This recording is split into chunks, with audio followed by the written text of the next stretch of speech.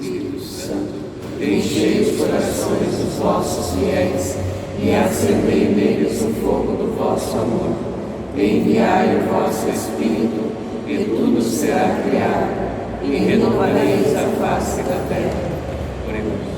Deus, que instruísse os corações dos vossos fiéis com a luz do Espírito Santo, fazei que apreciemos certamente todas as coisas, segundo o mesmo Espírito, e gozemos sempre da sua consolação. Por Cristo Senhor nosso. Amém. Pedimos a intercessão, a proteção e o auxílio da Virgem Maria, Mãe de Deus e nossa Mãe, que acolheu no seu seio o bendito e imaculado Verbo Divino. Nossa Senhora interceda por nós, pelas nossas comunidades, nossa paróquia, que viverá o tempo do Advento, assim como toda a Igreja, para que este tempo seja um tempo de preparação para a celebração da festa do Natal, mas também um tempo de preparação para o encontro definitivo com Cristo. Que a Virgem Maria interceda por nós, para que esta noite seja um momento de crescimento, de aprofundamento da nossa fé. Ave Maria, cheia de graça, o Senhor é convosco. Bendita sois vós entre as mulheres, e bendito é o fruto do vosso ventre, Jesus. Santa Maria, Mãe de Deus, rogai por nós, pecadores, agora e na hora de nossa morte. Amém. Vamos acolher a palavra de Deus, deixando com que a palavra de Deus ilumine esta noite, este momento de oração, de crescimento, aprofundamento e formação.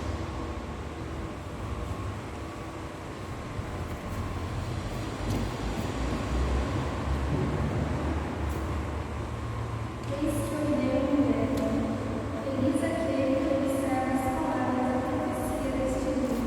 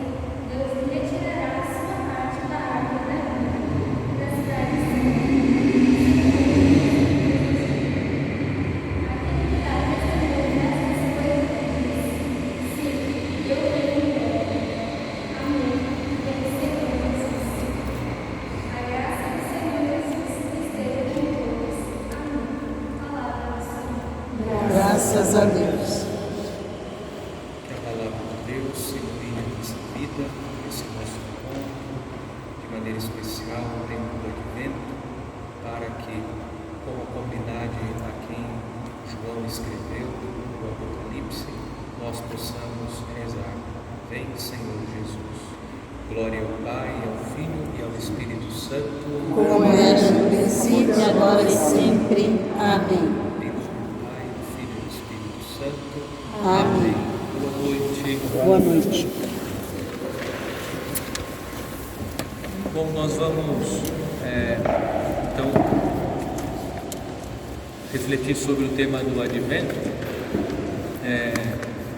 Antes de acompanharmos a projeção e começar assim uma explanação mais livre, nós vamos também meditar sobre esse tema à luz de um texto do Padre Vitor, que é um texto sobre o Advento bastante interessante, e a partir dele então nós vamos aprofundando alguns elementos do Advento. Eu gostaria só de fazer assim, uma rápida retrospectiva com vocês, aqueles que já participam aqui da comunidade há mais tempo. Nós já fizemos há 3 anos, inclusive, formação sobre o Advento. Então, a cada ano nós nos encontramos e vamos refletindo sobre o Advento. Mas é importante nessa formação, eu vou retomar alguns elementos, porque o conhecimento ele vem pela repetição. Não adianta, você estuda hoje, mas se você não retomar os estudos, você esquece. Então, nós vamos fazer uma rápida retrospectiva, sempre trazendo alguns elementos importantes, e depois nós vamos entrar então no tempo do Advento e vamos então estudar o Advento, olhar o Advento a partir dos textos eucológicos, que daqui a pouco a gente vai ver o que é o texto eucológico, ou o que são os textos eucológicos, tá bom? Então, antes disso, eu vou passar aqui essa folha com esse texto que vocês podem levar. Nós vamos fazendo a leitura, o comentário e depois nós entramos no livro. É um livro pequeno. Bom, vai nessa passagem.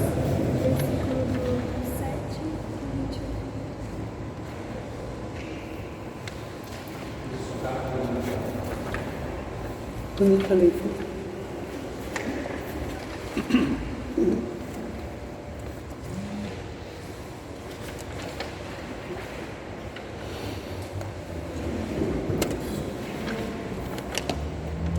Trouxeram a Bíblia? Não. Mas nós vamos usar bastante a Bíblia também hoje. Agora não, mas já podem deixar aí preparada aqui durante a nossa reflexão. Nós vamos usar hoje também a Bíblia e vou contar com a ajuda de vocês. Tá? Então nós podemos fazer uma leitura compartilhada. Eu começo aqui o primeiro parágrafo e vou também fazendo os comentários. Vocês também podem fazer alguma pergunta, algum comentário a respeito do texto. Assim nós vamos fazendo então esse nosso momento de formação. Tá? Então, o título sobre o tempo do Advento. A fonte está aí. A palavra Advento tem origem latina e significa chegada, aproximação, vinda. No ano litúrgico, o tempo do Advento é um tempo de preparação para a segunda maior festa cristã, o Natal do Senhor. Qual é a primeira festa cristã? A Páscoa. Então, segunda significa que tem uma que é maior, que é a Páscoa de Jesus, ok?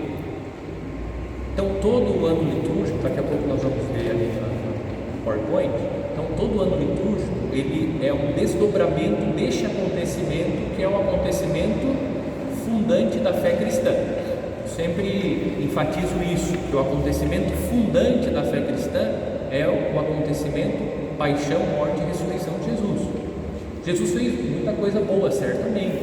Nós lemos o Evangelho, Jesus curou, mas se Jesus não ressuscitasse, ele seria mais um profeta.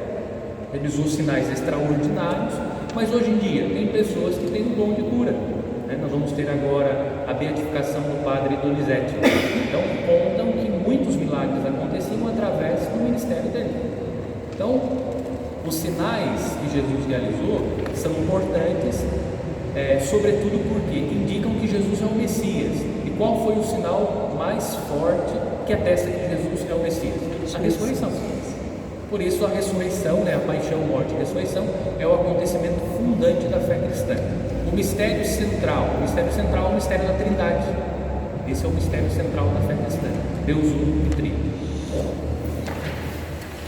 A primeira, então, Natal do Senhor. Neste tempo, celebramos duas verdades de nossa fé.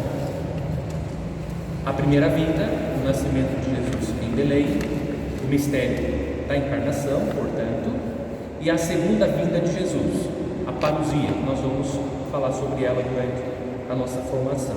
Inclusive, na homilia de domingo, eu já fiz uma pequena alusão ao tema da parousia, porque o texto, sobretudo agora, nas últimas semanas do tempo comum, os textos bíblicos, de maneira especial o Evangelho, faz alusão à parousia, à vinda gloriosa.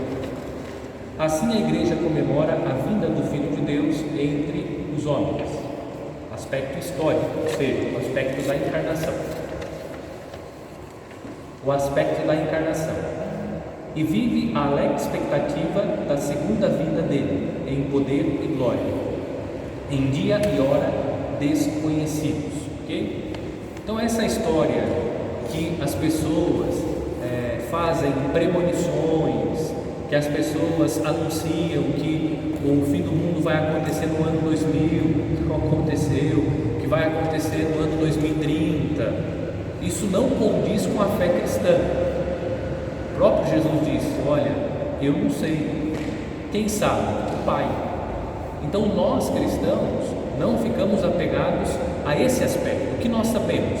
Que Deus voltará, que de fato acontecerá a vinda gloriosa de Cristo, com a qual coincidirá o fim do mundo, ou seja, a destruição de todas as realidades que afligem a vida humana, que atormentam o homem, o mal. Agora, o dia e a hora nós não sabemos, isso é desconhecido ao homem. Só Deus sabe o dia, a hora, a data, o mês, o ano, enfim.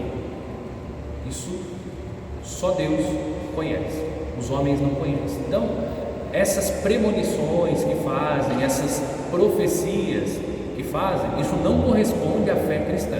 O que corresponde? A vinda gloriosa de Cristo, isso é verdade. Jesus vai voltar, agora o dia e a hora nós não sabemos. Tio Padre, e essas profecias, por exemplo, que a gente vê lá que tem lá de Medjugorje, que aparece no YouTube dos finais dos tempos, as coisas, como é que a gente enxerga isso? Não sei se você se recorda, mas nós já tratamos desse tema, quando nós falamos sobre a revelação divina. Inclusive eu apresentei aqui um trecho das aparições de Nossa Senhora em Fátima, e nós vimos inclusive que nas aparições de Nossa Senhora em Fátima, que a igreja aceita, mas nós não somos obrigados a acreditar em Fátima, em Lourdes, nós não somos obrigados. Nós vimos em Fátima que há contradições, certo? Então veja, data e hora, tanto que Medjugorje está sendo estudado pela igreja, até hoje não foi aceito pela igreja. O Papa Francisco retomou o estudo a respeito de Medjugorje, estudo, mas não significa que a igreja disse assim: olha, isso aqui é autêntico. A igreja não se pronunciou ainda a respeito de Medjugorje. De Fátima sim, se pronunciou, certo? Então aí nós precisamos ter esse cuidado, por isso que a igreja tem todo o cuidado em relação a essas... Acho que lá dessa Medjugorje é o que mais tem, como é que a gente fala, acabou de falar aí, pessoas que fazem videntes, profecias, videntes, aparições no céu. Isso Agora o que é importante que fique para nós: isso não é necessário para a nossa salvação. O que é necessário para a nossa salvação? Aquilo que está na Escritura. Tudo que tinha para ser revelado já foi revelado. Jesus Cristo é a plenitude da revelação. O que é necessário para a nossa salvação, Jesus já anunciou. É isso. Então nós não precisamos ficar correndo atrás dessas coisas. Padre, mas por que acontecem essas coisas? Bom, aí Deus tem os seus desígnios. Deus tem os seus desígnios. Agora, isso é necessário à nossa salvação? Não. Se eu não acreditar em Fátima, eu seria condenado? Não. Porque isso não é necessário para a minha salvação. Agora, se dizer, não, Jesus não é o Salvador, aí sim, perdição. Certo? Então a gente não precisa ficar apegado a estas coisas. Elas só são relevantes na medida em que elas confirmam aquilo que já foi revelado por Jesus Cristo, por Deus. Jesus Cristo, sobretudo, que é a plenitude de toda a revelação. Ficou claro? É importante que essas coisas de fato... Mas mesmo que a gente gera muita essas confusão, coisas aí. Aqueles vídeos, Isso. sensacionalistas, Isso. essas coisas para Aí vem aqueles negócios dos 3 dias de escuridão, e vem, o povo vai passando. Mas vamos cuidar com os falsos profetas, sempre a Bíblia alerta, né? Nós escutamos aí a leitura do livro do Apocalipse. Então nós precisamos entender que o livro do Apocalipse, ele é escrito em linguagem codificada, são códigos, são formas simbólicas de descrever uma realidade. Agora, como será, nós não sabemos. Nem a igreja sabe como será, não sabemos. Como vai ser o juízo final? Não sabemos. Sabemos que haverá um juízo final, porque isso foi revelado por Deus. Agora, como isso vai acontecer, de que forma isso vai suceder, nós não sabemos. Agora, o autor sagrado, ele apresenta com a linguagem do tempo dele, naturalmente. Ele apresenta com a linguagem dele. É como nós temos algumas gírias, sobretudo, né? Tapinga, principalmente. Nós temos o regionalismo. Tem coisas que a gente entende muito bem aqui no Nordeste. Se você vai para o Nordeste, dependendo da coisa que eles falam, você não entende absolutamente nada, porque tem o regionalismo. Então é mais ou menos nessa perspectiva. Alguém poderia ajudar com a leitura do segundo parágrafo? Como se estrutura o tempo do advento? O tempo do advento não tem um número fixo de dias e depende sempre da solenidade do Natal. Isso, então só para aqui explicar melhor isso, o que significa. Todo o calendário litúrgico está atrelado a qual festa? A Páscoa. E a Páscoa ela obedece o quê? Ela obedece à lua. Observe sempre a lua cheia, né? Porque nós observamos o calendário lunar. E nós observamos a prática litúrgica judaica. Então, todo o calendário litúrgico, ele acontece a partir da Páscoa, certo? É claro, o Natal sempre dia 25, sim, mas aquilo que diz respeito aos dias, aí isso varia de cada ano. Como assim aos dias, padre? Aqui, O tempo do advento que não tem número fixo. Não tem, sempre. Exatamente, porque como nós vamos perceber, esse ano, por exemplo, a quarta semana do advento será bem curtinho. Entendi. Né? Então depende muito, às vezes o Natal cai, por exemplo, na segunda-feira, o quarto domingo o quarto domingo do advento já na segunda. Já é na segunda, é verdade. O ano passado, exatamente, que aconteceu ano passado. Então nós não temos um número de dias fixos. As semanas não são semanas mesmo. Às vezes. Exatamente, às vezes a semana é mais curta. Como o ano passado mesmo, que ficou bem visível. Nesse sentido. Pode ir.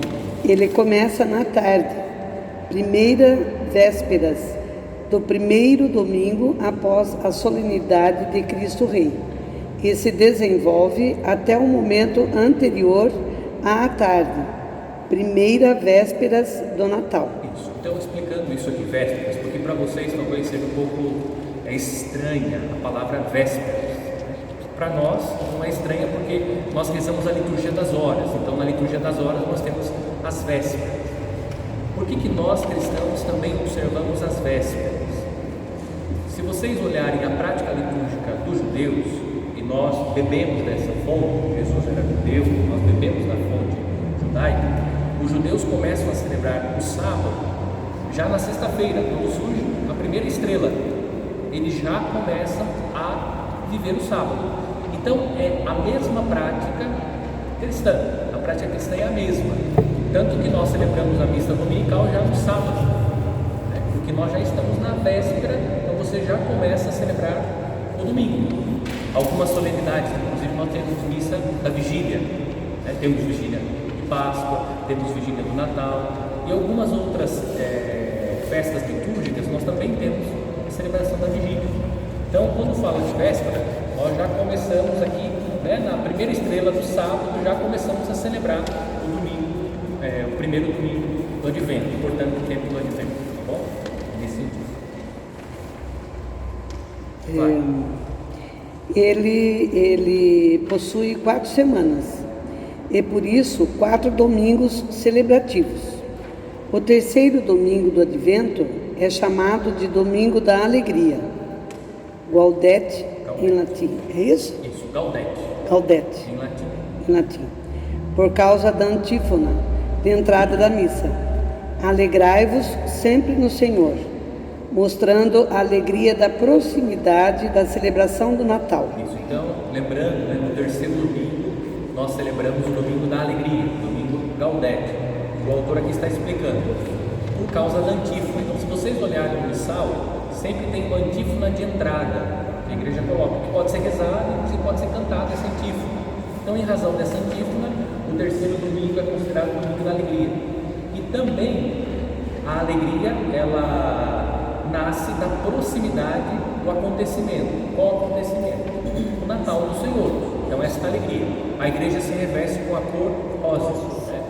Certo? Nós nos revestimos com essa cor, sinalizando então esta alegria. Então, não se esqueçam, no terceiro domingo, a cor rosa. O tempo do Advento se divide em duas partes. A primeira, que vai até o dia 16 de dezembro, é marcada pela espera alegre da segunda vinda de Jesus. A segunda, os dias que antecedem o Natal, se destaca pela recordação sobre o nascimento de Jesus em Belém. Isso, então, durante toda a exposição, eu vou focar e enfatizar bastante esses dois aspectos do Advento. Porque ainda no imaginário de muitas pessoas, o Advento é apenas e tão somente um tempo de preparação para o Natal. E não é. Apenas e tão somente não. É também um tempo de preparação para as festas natalinas. Mas existe um outro aspecto, que é esse aspecto, a parousia, a vinda gloriosa de Cristo. A parousia, a vinda gloriosa de Cristo. Então, nós também no tempo do Advento recordamos a segunda vinda de Cristo, a vinda gloriosa de Cristo, o texto que nós escutamos na oração: vem, Senhor Jesus. Jesus já passou pelo mundo e a comunidade a quem João escreveu o Apocalipse está rezando: vem, Senhor Jesus. Então, a espera da vinda gloriosa de Cristo. Então, esses dois aspectos, o que o texto está dizendo aqui? É o que nós vamos ver aqui daqui a pouco nos textos eucológicos. Então, nas primeiras semanas, a igreja enfatiza a vinda gloriosa de Cristo, esse tempo de preparação para a recepção do Cristo glorioso, a noiva que espera a chegada do noivo. E depois a segunda parte do Advento, e o autor diz, depois do dia 16, né, então até o dia 16 de dezembro, nós recordamos sobretudo esse aspecto, a vinda gloriosa de Cristo. Depois do dia 16, portanto, do dia 17 até o dia 24, até as primeiras vésperas exclusive, nós lembramos a primeira vinda de Cristo, o mistério da encarnação, ok? Então veja, então tem sentido colocar o presépio antes do dia 17? Não. Então quando é que nós montamos o presépio? 17, porque é aí que nós começamos a meditar, a aprofundar o aspecto da primeira vinda de Cristo, ok? Até então, nós, inclusive em casa. Quer falar, a gente já comete isso. Tem gente, por exemplo, pronto, gente. Então você vai pulando. Eu normalmente começo no primeiro dia de dezembro, né? A gente costuma fazer, mas não é então, né? Não. Mas a gente fica tão um pouquinho com ele lá. Por isso que eu ponho até o Jesusinho já. Exatamente. Então a gente tem que respeitar as etapas. Então o tempo litúrgico é dado justamente para preparar a comunidade. Então se você já insere o símbolo que não corresponde ainda àquela proposta, nesse caso, a primeira parte do Advento é a segunda vinda de Cristo, nós não conseguimos proporcionar à comunidade justamente a preparação para a segunda vinda de Cristo. Nós já voltamos a comunidade para a preparação do Natal, ok? Então respeitar as etapas, isso é importante. A casa também tem que fazer. A casa também, claro, a casa é uma extensão da igreja, é a igreja doméstica. Eu gosto do até inclusive você não comprou alguma coisa. Ele fica tão pouquinho lá. Ok. Terminamos aqui, não? Sim. Sim, né? Tá. Então ficou claro isso, mas eu vou reforçar bastante esse aspecto. Isso daí se chama aparesia. A parousia. A parousia. Parousia. A parousia. É parousia. Tá bom? Parousia, não Que é uma é palavra grega, não, é isso. parousia. É uma palavra grega que significa presença, tá? Mas a igreja usa esse conceito para se referir à vinda gloriosa de Cristo. Certo? Quem pode? Terceiro parágrafo. As figuras bíblicas principais do Advento. 2 personagens bíblicos ganham destaque na celebração do Advento: Maria e João Batista. Ela, porque foi escolhida por Deus para ser a mãe do Salvador, e ele, porque foi batista. Aliás, e ele foi vocacionado a ser o precursor do Messias. Ela se torna modelo do coração que sabe acolher a palavra e gerar Jesus. Ele se torna modelo de uma vida que sabe esperar as promessas de Deus e agir anunciando e preparando a chegada da salvação. Em ambos se manifesta a realização da esperança messiânica judaica e o anúncio da plenitude dos tempos. Isso. O tempo do Advento, ele tem essa característica, é um tempo de esperança. Então nós vamos, pela escuta da palavra, observar que o profeta, sobretudo o profeta Isaías, que nós vamos ler com uma certa frequência durante o tempo do Advento, procura incutir no coração do povo a esperança da vinda do Messias. Inclusive nós já fizemos, numa outra formação, uma retrospectiva da história da salvação, olhando, aqueles que participaram devem se lembrar, fizemos toda uma retrospectiva, olhando como foi essa preparação até a chegada de Jesus. Então, sobretudo o profeta Isaías, que nós vamos ler com uma certa frequência durante o tempo do Advento, procura incutir no coração do povo essa esperança. E agora não é diferente. Nós também, pela leitura do Evangelho, mas olhando também as figuras bíblicas como João Batista, Nossa Senhora, que cultivaram, que alimentaram essa esperança do Messias. João Batista, Nossa Senhora, como judia, também esperavam a chegada do Messias. Agora nós esperamos a chegada gloriosa do Messias, porque ele já veio. Nós já sabemos quem é o Messias, Jesus, o Filho de Deus. Agora nós aguardamos a sua vinda gloriosa. Então o Advento é um tempo de esperança. Então visa também incutir no nosso coração essa esperança, que todas essas realidades de sofrimento vão desaparecer. Nós somos um povo que caminha movidos pela esperança. Esperamos a intervenção de Deus, que vai eliminar definitivamente o mal do coração do homem e do meio dos homens. O outro parágrafo. Atentos e vigilantes. A espiritualidade do Advento é marcada por algumas atitudes básicas: a preparação para receber o Cristo, a oração e a vivência da esperança cristã. A preparação para receber o Senhor se dá na vivência da conversão e da ascese. Precisamos ter um olhar atento sobre nós e a realidade que nos cerca e nos empenhamos para correspondermos com a ação do Espírito de Deus, que quer restaurar todas as coisas.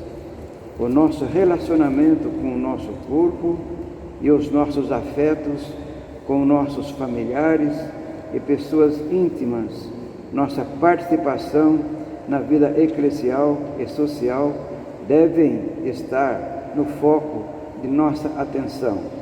A preparação para celebrar o Natal demanda uma confissão sacramental bem feita e um propósito firme de renovação interior. Isso, então o Advento também é um tempo favorável para a preparação interior, né? Assim como nós nos preocupamos em preparar dignamente a nossa casa para receber um convidado, nós também nesse tempo somos convidados a organizar a nossa casa interna para receber o Senhor, que veio e que vem, e que virá.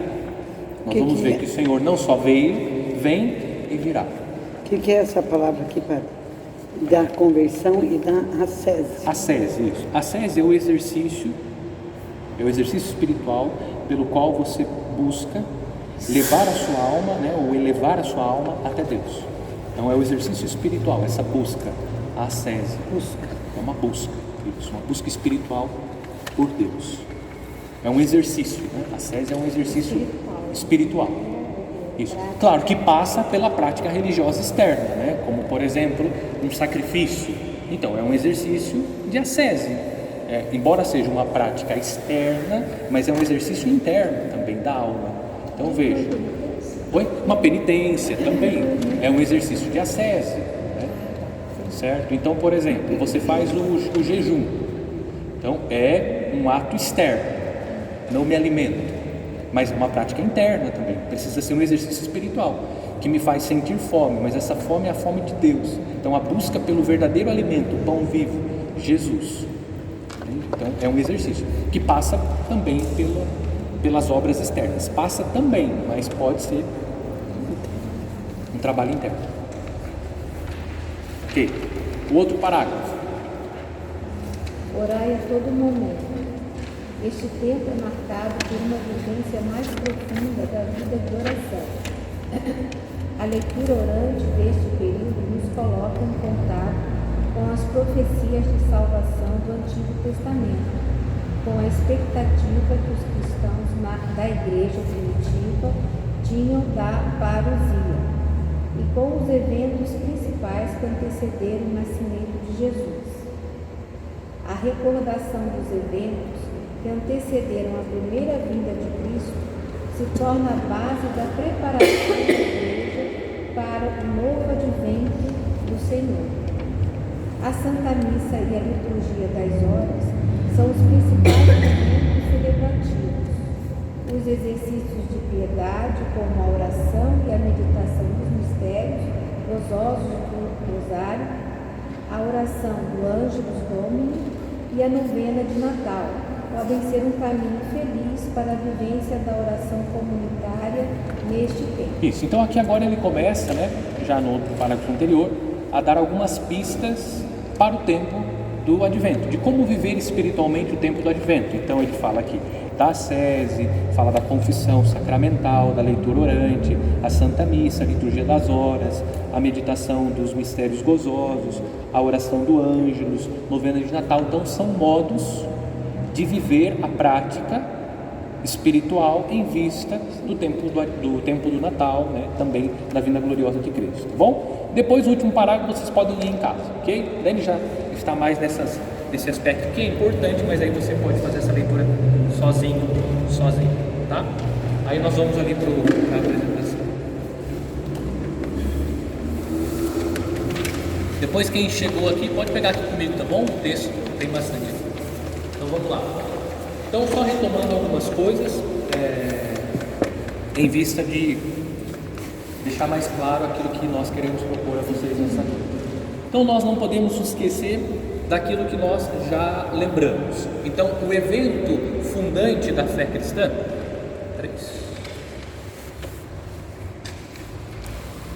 o evento fundante da fé cristã é a Páscoa, certo? E todo o calendário litúrgico da igreja está organizado, como eu já disse, a partir da Páscoa. Então todo o ano litúrgico, ele tem no seu centro o mistério pascal de Cristo. Então o que é o ano litúrgico? Então o ano litúrgico é o desdobramento dos diversos aspectos do único mistério.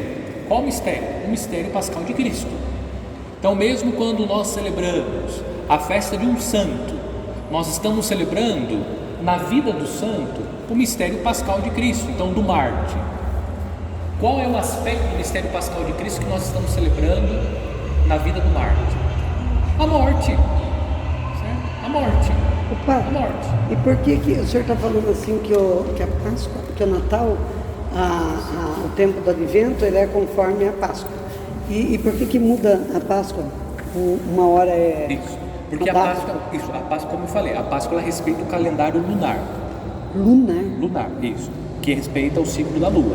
Então por isso que ela é variável, né? A data da Páscoa, ela não é uma data fixa. Ela é uma data móvel, tá bom? Por isso calendário lunar, que é o quarto dia do mês Nissan. Nós observamos aquilo que os judeus observam também. É por isso que a data da Páscoa ela é móvel. Ela é móvel. Diferentemente do Natal. O Natal é fixo. Sim. Só que Então, daí, foi uma- daí, em função disso, pode acontecer das semanas, o que você explicou aí. né? Isso, Do daí Advento. diminui os números de dias do dias tempo do Advento. do Advento, exatamente. Mas a data é fixa, do Natal é fixa. Tá?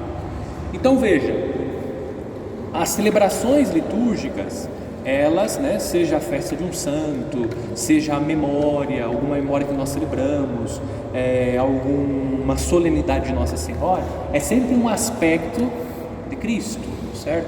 Nós vamos celebrar dentro do tempo do Advento, isso, a solenidade da Imaculada Conceição. Qual é o aspecto do mistério pascal de Cristo que nós contemplamos na solenidade da Imaculada Conceição? Isso. Espírito Santo. Nascimento, Isso. Mas qual que é o mistério ali que nós celebramos na vida de Maria? a concepção, né? Hã? Sem pecado. Sem pecado, Imaculado. isso. Nós somos sem pecados? Não. Quem que nos purifica? Jesus. Certo? Então nós estamos olhando o quê? A Imaculada Conceição. Maria não foi tocada pelo pecado, em previsão de Jesus Cristo. Mas um dia nós também seremos imaculados, graças ao mistério de Cristo. Ou seja, não seremos tocados pelo pecado. Bom, Acontecer a salvação, tem? Então, todas as solenidades e festas, nós recordamos um aspecto do mistério pascal de Cristo, certo? Mistério de Cristo, ok? Então, o ano litúrgico é essa ação, né, da igreja, a ação do Espírito na vida da igreja, pela qual nós vamos celebrando diversos aspectos de um único mistério, que é o mistério de Cristo. Ok?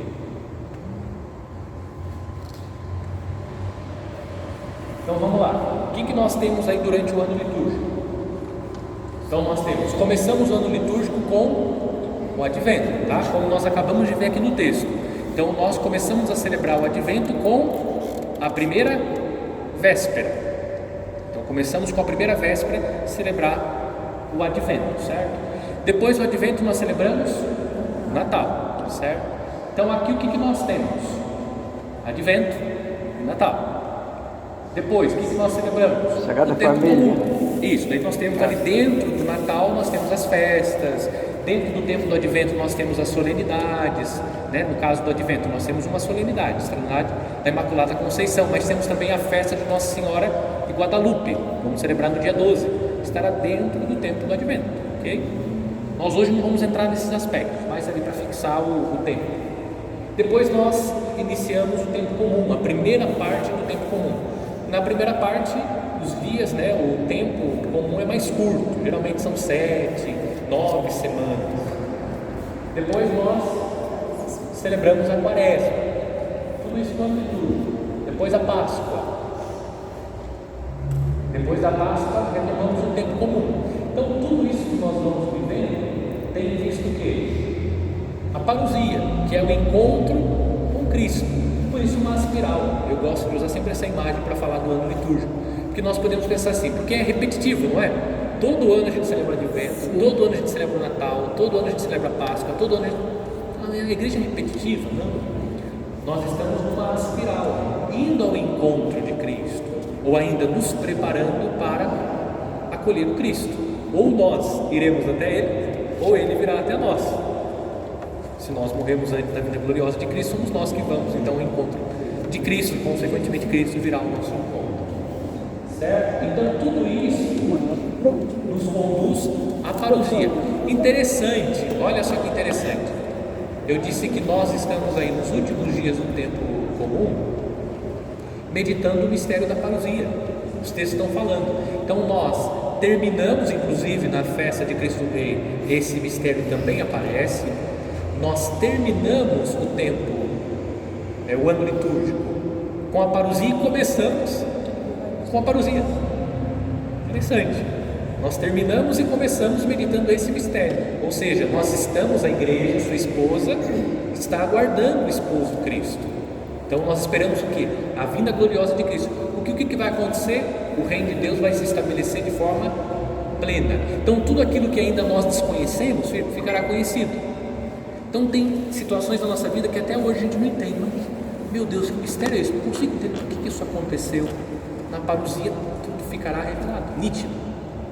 Nós teremos condições de compreender todo o mistério da vida humana, né? O mistério da salvação, ok? Então essa é a dinâmica. Então nós estamos nessa espiral, caminhando em direção ao encontro desse dia. Então nós temos aqui uma imagem, daí apresenta de forma mais detalhada o ano litúrgico. Observe o que está no centro lá. É o signo pascal, não é? Uma vela, né? Lembrando o signo pascal. Está escrito lá, o mistério pascal. A Eucaristia. A Eucaristia está no centro da vida da igreja, é a fonte, o cume da vida da igreja. Depois nós temos o nosso caminhar. Então, nós temos lá, nós temos o Natal do Senhor e o tempo do Natal. Esse é o nome do Senhor, lembrando. Sagrada Família, nós temos lá Santa Mãe de Deus, Família do Senhor. Depois celebramos o batismo do Senhor e começamos o tempo comum. Ok? O que nós temos ali? O tempo do Advento e o tempo do Natal forma o ciclo do Natal. Então, o ciclo do Natal é composto pelos dois tempos, por dois tempos, Advento e Natal. Tempo comum, depois a Páscoa. É a Páscoa que nós temos a Quaresma, os dias, né? O domingo da Quaresma, começamos quarta-feira de cinzas e vamos até a quinta-feira. Aí depois nós celebramos a quinta-feira, domingo de Ramos, da Quaresma, iniciamos a Semana Santa, segunda, terça e quarta. Aí na quinta celebramos a Ceia do Senhor, depois sexta-feira a Paixão do Senhor, sábado a Vigília Pascal e o domingo de Páscoa, o Tríduo Pascal, que é o momento mais sublime da vida da igreja. Aí iniciamos o tempo pascal, os domingos da Páscoa, a Ascensão, Pentecostes. Com a celebração da solenidade de Pentecostes, encerramos o tempo da Páscoa, certo? O derramamento do Espírito. Aí nós retomamos o tempo comum, celebrando a solenidade da Santíssima Trindade, e aí temos então inúmeras semanas do tempo comum. Okay? Cristo Rei, aí terminamos, é o que nós vamos fazer agora no domingo, celebrando a solenidade de Cristo Rei, terminamos o ano litúrgico. Okay? Eu já expliquei, inclusive na homilia, mas é bom reforçar. Quando nós escutamos a palavra comum no contexto da liturgia, não significa que esse tempo não tem importância, tá? Porque na linguagem coloquial, comum para nós é algo que não tem tanta importância. Isso é comum, isso é comum, é algo trivial, do cotidiano. Dentro da liturgia não é essa conotação. O tempo comum tem a sua importância. O que é que nós meditamos no tempo comum? Nós meditamos a vida pública de Cristo, o tempo do discipulado. Então, certo que nós vamos numa leitura semi-contínua do Evangelho, acompanhando a vida de Cristo. Nós somos formados na escola de Cristo para continuar a missão de Jesus. Então o tempo comum tem a sua importância também. Então nós contemplamos todo o mistério pascal durante o ano litúrgico. Alguma pergunta sobre o ano litúrgico? Claro, estou passando, assim não estou explicando. Porque esse não é o foco, só para introduzir o tempo. Ok. Vamos lá. O ano litúrgico ainda se divide em três. Então nós temos o ano A, o ano B e o ano C, ok? No ano A igreja reza com o evangelista Mateus. No ano B, a igreja reza com o evangelista Marcos. E no ano C, com o evangelista Lucas. Nós estamos em qual ano mesmo? C. Então, observem que a leitura dominical é extraída do evangelho de Lucas. Então, esses são os evangelhos sinóticos, que têm a mesma visão. Você encontra muita semelhança dos três evangelhos. E por que sinóticos também? Porque, segundo os estudiosos, ambos têm uma fonte em comum, chamada fonte Q, fonte Kelly.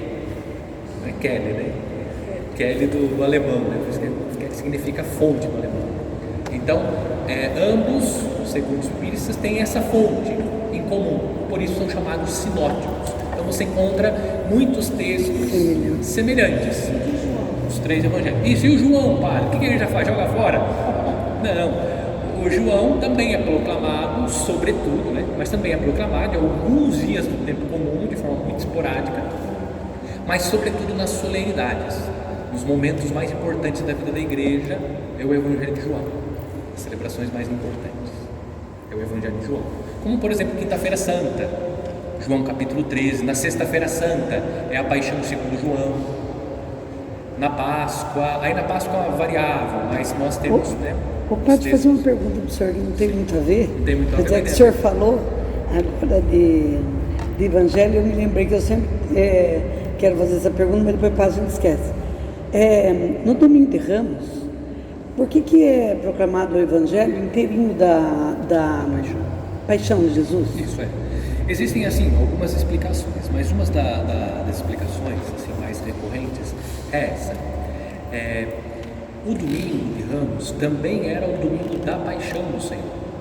Porque observe que na Sexta-feira Santa, a Sexta-feira Santa não é um preceito. Não é um preceito. A celebração da Sexta-feira Santa não é um preceito. Então a igreja inseriu no domingo este evangelho para que os fiéis também tivessem a oportunidade de escutar ao menos uma vez ao ano a paixão do Senhor. Por isso nesse dia nós temos 2 evangelhos. Porque eu falo, Quando acontece a procissão, evidentemente. então, porque é a procissão da entrada de Jesus, mas daí proclama inteirinho o evangelho da... Então, para que os fiéis pudessem também ter acesso, né, ou escutar em comunidade. Porque sexta-feira não é um preceito. Tanto que não é nem uma missa, né? É uma celebração, a celebração da paixão. Então, não é um preceito, não é uma celebração de preceito. É claro que a gente aconselha os fiéis que participam. Mas não é uma celebração de preceito. Bom, então a igreja passou também a proclamar. Certo? Então, nesse próximo ano, nós vamos iniciar com o domingo do Advento, nós vamos meditar o Evangelho de Mateus. Vamos começar no ano A. Então é sempre assim, ano A, ano B, ano C, volta, ano A, ano B, ano C. Até a vinda gloriosa de Cristo ou até uma nova reforma litúrgica na vida da igreja, né? São Lucas bichinho ali. Isso, eu não vou explicar assim, porque senão vai demandar muito tempo, mas cada um desses aí faz referência a um evangelista, certo? Então é olhar lá no início do evangelho, então tem as explicações por que cada bichinho desse aí representa um evangelista, certo? Mas ele tem é um anjinho ali. Pode entrar lá, é que eu não vou entrar, Mateus senão é um eu vou anjinho. estender muito, tá bom? Mas tem lá, está lá na leitura.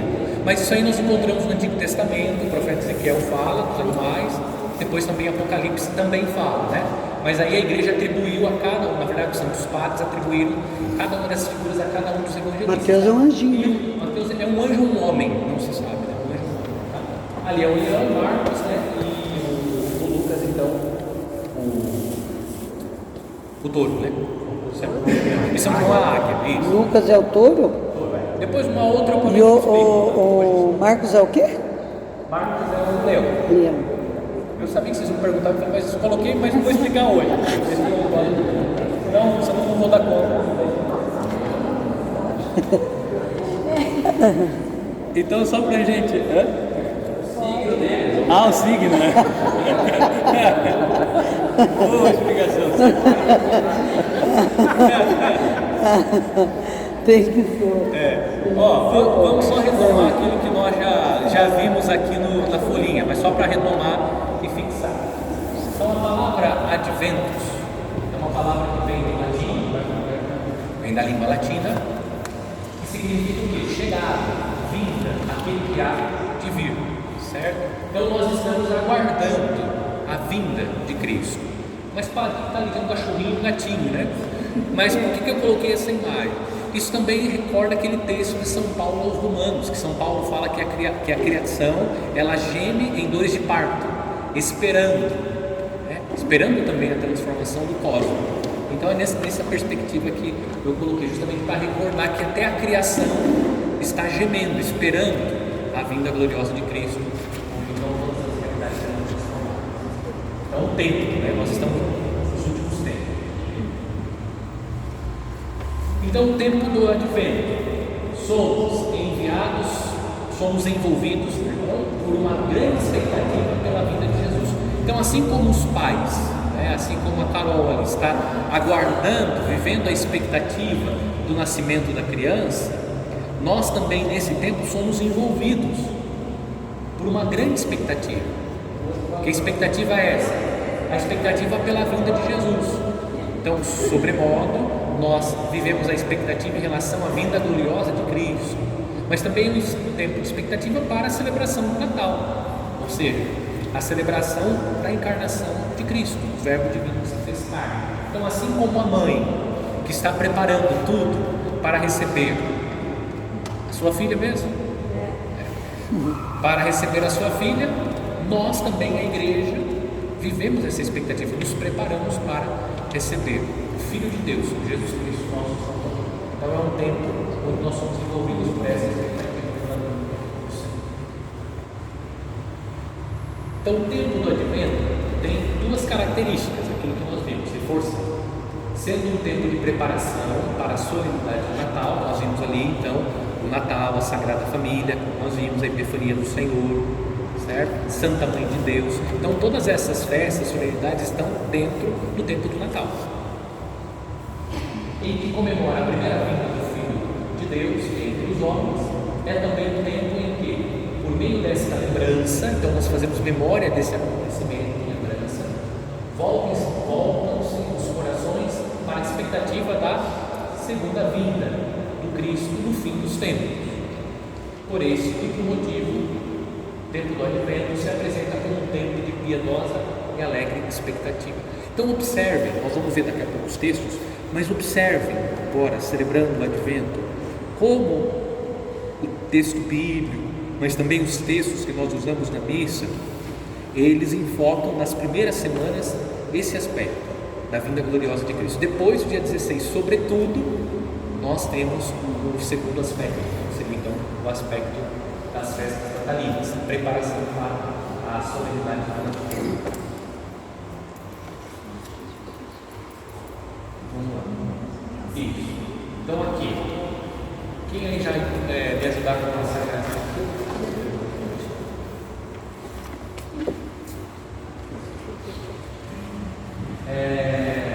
Então aqui, nós temos então a primeira vinda de Cristo. Então Lucas 2, 11. Então nós temos a primeira vinda. Então o Advento tem dupla característica: prepara a igreja para as festas natalinas ou as solenidades do Natal. Então a primeira vinda, quem pode ler? Quem encontrou aí, lê em voz alta.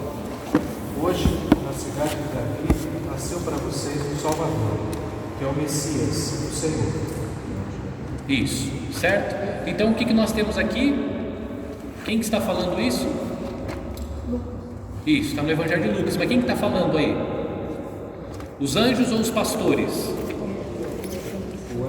O anjo está anunciando aos pastores, né? Porque no Evangelho de Lucas, Jesus se manifesta, né?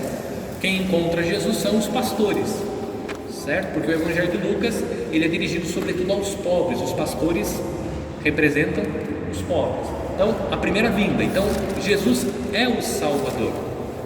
Ele é o Salvador. Chegou o Salvador. A primeira vinda. Depois nós temos a segunda vinda, a gloriosa. Então, onde está esta profecia, esse anúncio? Marcos 13, 26, um dos textos. Quem pode ler? Marcos 13, 26. Quem encontrou pode ler. Marcos 13, 26.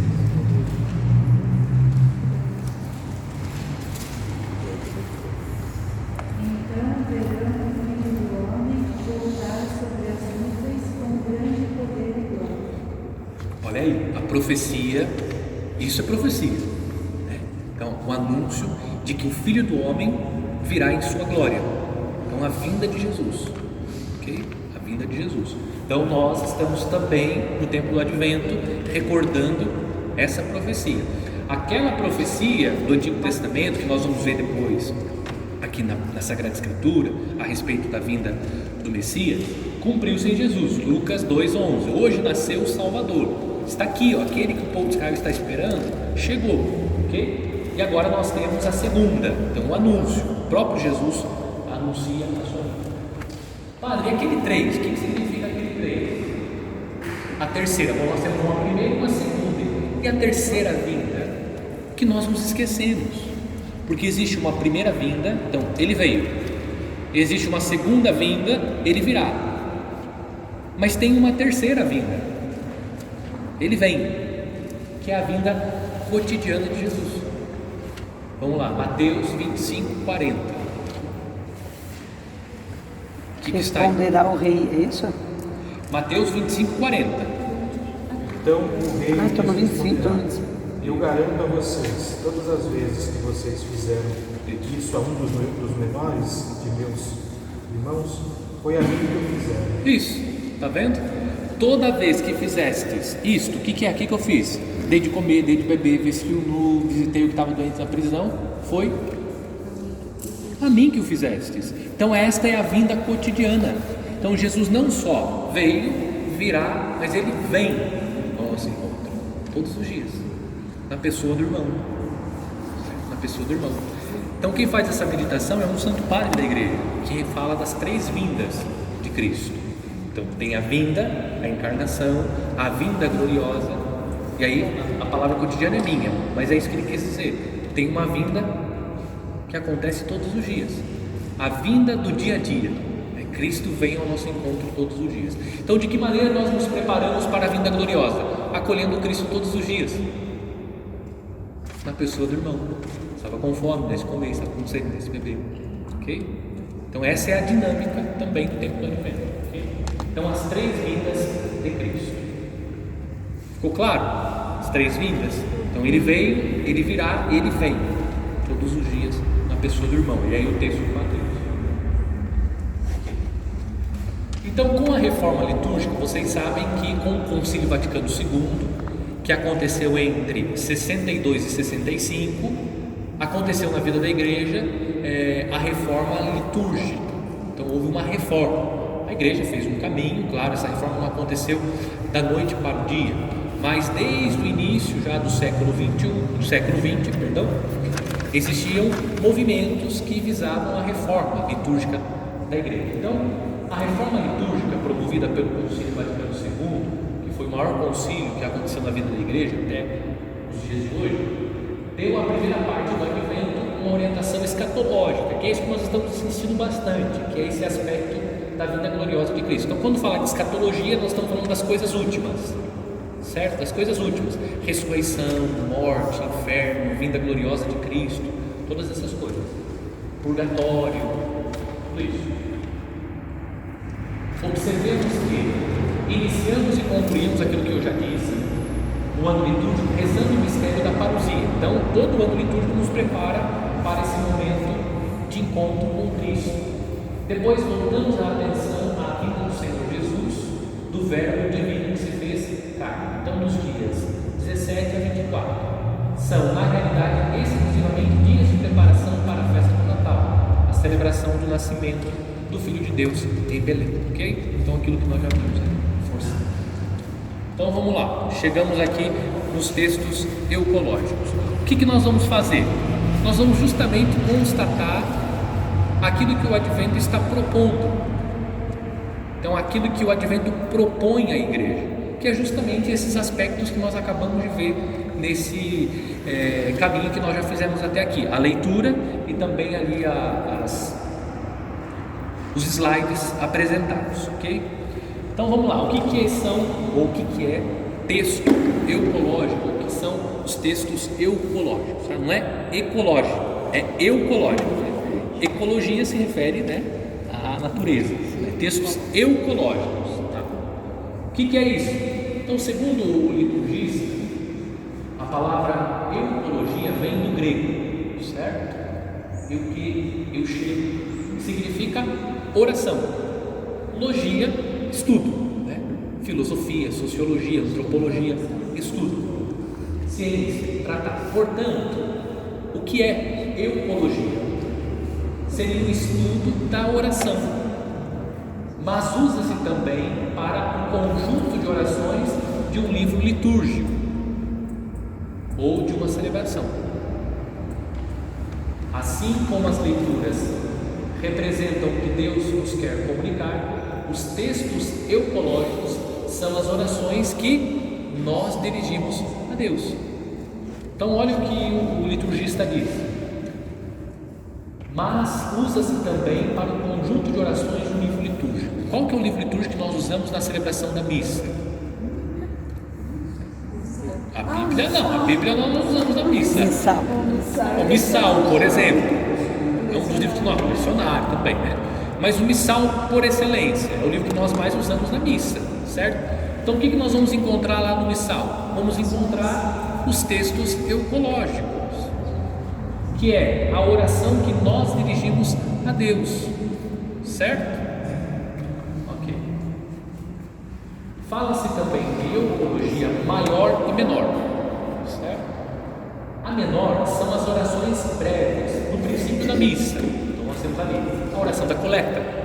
Então a oração da coleta é um texto eucológico, certo? Que nós dirigimos a Deus. Depois do ofertório, a oração sobre as oblatas. As oblatas é o pão e o vinho, tá? Também essa é uma palavra que nós usamos para fazer referência ao pão e o vinho. Então, oblatas. Então, a oração depois do ofertório. Então, é feito o ofertório, o padre depois faz uma oração. Orar irmãos, o padre faz a oração. E no final da celebração, que é a oração depois da comunhão, ok? Então, são essas 3 orações. São orações eucológicas. Assim como a fórmula conclusiva da oração universal da missa. Qual é a oração universal da missa? Isso. Não. Pai Nosso é a oração do Senhor. Isso, certo, a oração dos fiéis, tá? A oração da Assembleia é a oração universal.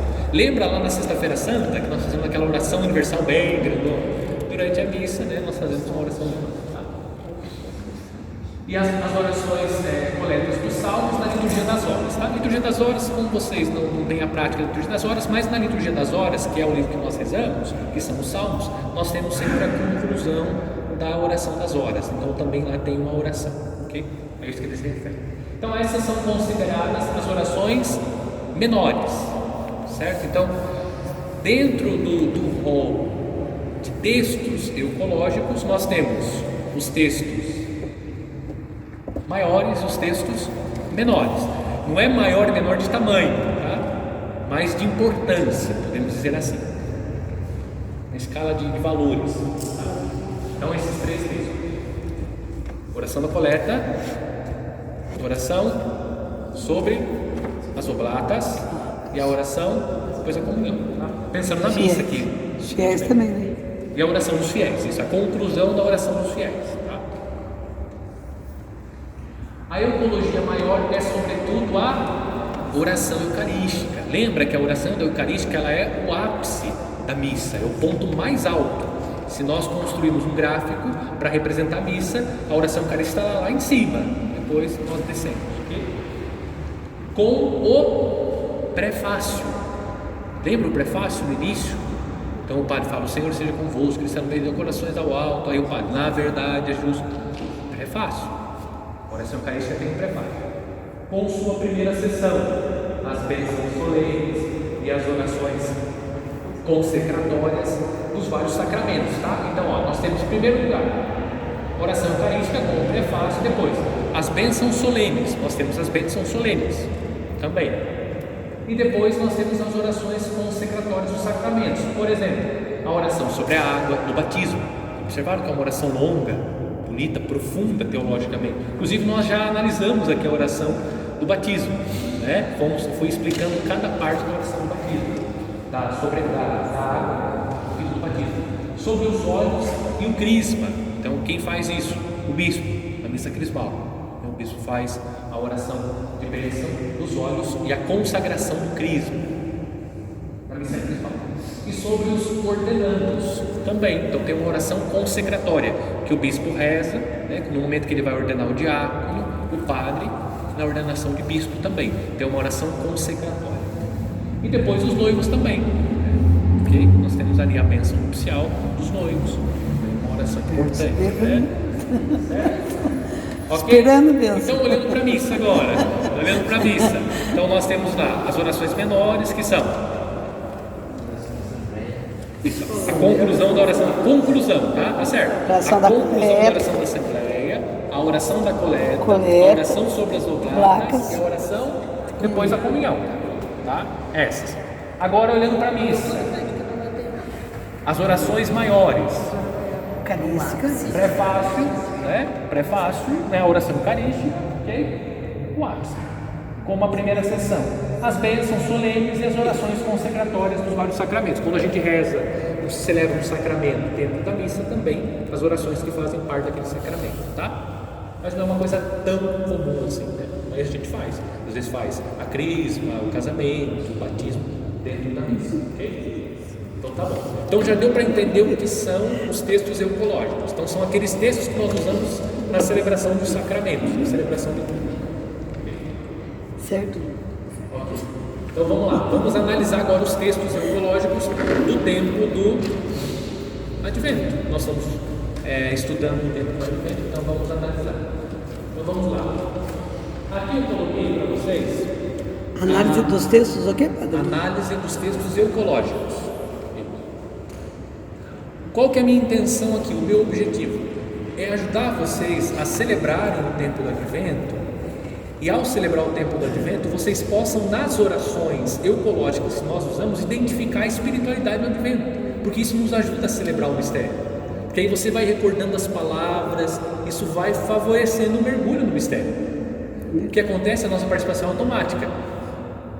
Você nem escuta o que o padre está falando na oração da coleta, na oração sobre as oblatas, na oração depois da comunhão, no prefácio. Não escuta nada, são orações profundas. Quando você tem o ouvido treinado, é justamente uma formação como essa para treinar o nosso ouvido. Aí você participa mergulhando no mistério. Aí você não precisa de mais nada. Por isso que na medida que a gente vai estudando, você vai percebendo que a missa não precisa colocar nada na missa. Pela profundidade. Vocês vão ver agora os textos, olhando a profundidade dos textos. Você não precisa de mais nada na missa. Não precisa de entrada, não sei do que, não precisa de nada. Porque a missa por si só ela é completíssima e muito profunda. Certo? Agora, como a gente fica muito distraído, não presta atenção nos textos, aí a missa fica até monótona e chata, porque a pessoa não consegue captar a profundidade do mistério. Okay? Olha só a oração que nós vamos usar, a oração da coleta, no primeiro domingo do Advento. Lembrando, então, nós já vimos o que é o Advento, certo? Então vamos olhar aqui. Na primeira parte do Advento, o que nós vamos recordar sobre tudo? Nos prepara a parousia, certo? A vinda gloriosa de Cristo, tá? Se não quiser guardar a palavra parousia, guarda a vinda gloriosa de Cristo, é a mesma coisa, tá? Então, no primeiro momento, esse é o mistério. Olha o que diz a oração. Ó Deus Todo-Poderoso, que é se referindo a Deus. Lembra, nas orações eucológicas nos referimos a Deus. Ó Deus Todo-Poderoso, concedei a vossos fiéis o ardente desejo de possuir o reino celeste. Lembra que eu falei que começamos com a parousia e terminamos com a parousia, porque nós estamos buscando o encontro glorioso de Cristo. Quando Jesus vir, o reino de Deus vai se estabelecer de forma plena. Então, o reino celeste, olha só, reino celeste. Para quê? Acorrendo do encontro. Com o quê? Com as nossas boas obras. Qual foi o texto mesmo que foi lido aqui? Se com fome, desse um com fome, irmão. Então nós vamos pegar o texto bíblico. Obras ao encontro do Cristo que vem. Olha só, ele está vindo. Vem no irmão. Lembra? Vem. Sejamos reunidos à sua direita da comunidade dos justos. Então vamos lá, vamos olhar de novo agora o texto bíblico. Mateus 25, 31, 34, 41, 46. 31. Mateus 25, versículos do 31 ao 34, depois do 41, depois do 46. Quando o Filho do Homem vier de sua glória, acompanhado de todos os anjos, ele se assentará em seu trono glorioso. Isso, olha só, pode repetir por favor, para vocês escutarem bem. Quando o Filho do Homem vier em sua glória, acompanhado de todos os anjos, ele se assentará em seu trono glorioso. Isso, olha só, então, a segunda vinda de Cristo. Nós encontramos esse texto bíblico nessa oração. Pode continuar agora, os versículos 41 e 46. Agora dá um salto, só leu 41 e só leu 46. Depois o rei dirá aos que estiverem à sua esquerda: afastai-vos de mim, malditos, ide para o fogo eterno, preparado para o diabo e para os seus anjos. Isso, 46. E estes irão para o castigo eterno, enquanto os justos irão para a vida eterna. Isso. Aqui, ó, a minha tradução é assim, 41. Em seguida, dirá os que estiverem à sua esquerda, certo? Então tem lá a direita e a esquerda, certo? Então o que ele vai dizer para quem está à esquerda? Apartai-vos de mim, malditos, para o fogo eterno preparado para o diabo e para os seus anjos. Depois o 46.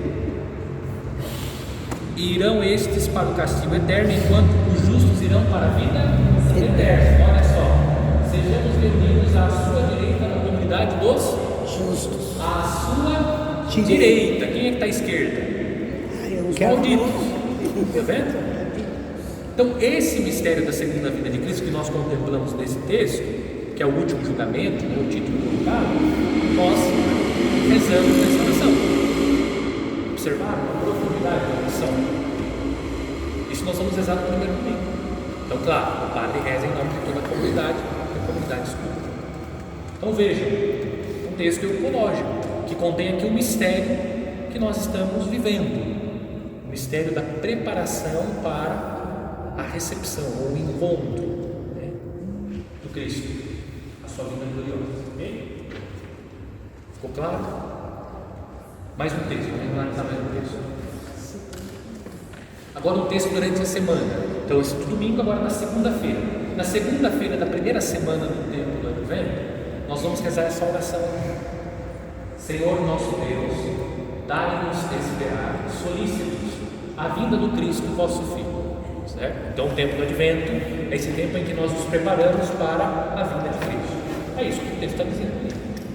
Pedindo a Deus que nos dê essa graça, esperar solícitos. A solicitude precisa fazer parte da nossa vida.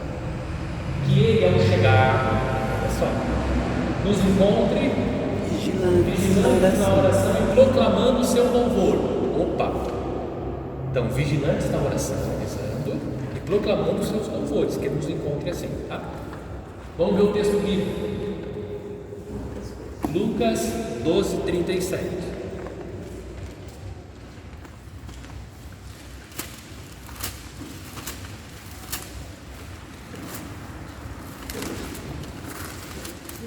Lucas 12, 37. É por tuas palavras que serás justificado ou condenado? Felizes os céus. E por tuas palavras. Não, acho que não é esse texto não. 12, 37. Vamos lá. Eu estou em Mateus. Mateus. É Lucas. Quem tem? Pode. Felizes os servos que o Senhor encontrar acordados quando chegar. Em verdade vos digo, Ele mesmo vai arregaçar a sua veste, Fará sentar na mesa passando e servirá. e passará para servir. Isso. Qual que é o tema que está aí? O tema da vigilância, certo? É o mesmo tema que nós estamos aqui rezando na oração da segunda-feira da primeira semana do Advento, que é essa vigilância para a vida gloriosa de Cristo. O primeiro domingo do Advento sempre é o tema da vigilância, sempre é o tema da vigilância. E Jesus está aqui falando justamente sobre isso, a necessidade da vigilância. Então, vigiai, a vigilância na oração, proclamando o seu louvor, tá? Então observem que os textos ecológicos, são os textos aqui da coleta, eles estão sinalizando esse aspecto nas primeiras semanas do Advento, tá? Ok. Tá, eu dei um salto, não coloquei o texto do segundo domingo, porque neste ano, no segundo domingo, nós vamos celebrar a solenidade da Imaculada Conceição, tá? Mas se vocês observarem lá os textos, estão nessa perspectiva da segunda vinda. Já na terceira semana começa a mudar. Padre, quanto à vela do segundo domingo, como é que nós vamos proceder? Nós já vamos chegar lá, guarda a perguntinha aí também. Não me deixe esquecer. Obrigado pela pergunta. Vamos jogar fora? Vamos fazer o que com ela? Terceiro domingo, olha só a oração do terceiro domingo. Sempre a oração da coleta.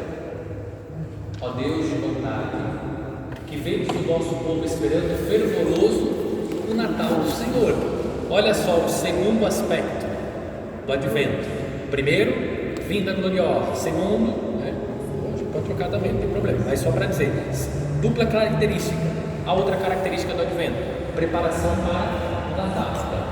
Ó Deus de bondade, que vês o vosso povo esperando fervoroso o Natal do Senhor. Será que o povo espera fervoroso o Natal do Senhor? O Natal do Senhor. Nas lojas. Ou espera fervoroso o presente que vai ganhar? Nas lojas, com a ceia que vai oferecer? Nas lojas, com certeza. Uma oração dessa aqui já faz a gente pensar. Será que eu estou esperando fervoroso a oração do Senhor? Ou estou esperando fervoroso 13º? Todas essas coisas, né? A cesta de Natal que eu vou ganhar. Na loja está cheio de fervoroso. Mas o Natal do Senhor dá de chegarmos às alegrias da salvação e celebrá-la sempre com intenso júbilo na solene liturgia. Por quê? A liturgia antecipa aquilo que nós vamos viver na glória eterna. É uma antecipação. Porém, nós ainda não celebramos aqui na liturgia de maneira plena, mas já é uma antecipação do que nós vamos viver na eternidade. Okay? Então veja, aqui já ressalta o aspecto natal, mas ainda em comunhão com outro aspecto, que é o aspecto da vinda de Cristo, né? Vamos celebrar as alegrias eternas que a liturgia proporciona isso a nós. O texto bíblico, vamos lá agora para o Antigo Testamento. Isaías 35, 4. Isaías, Antigo Testamento 35. Isso. 35, 4.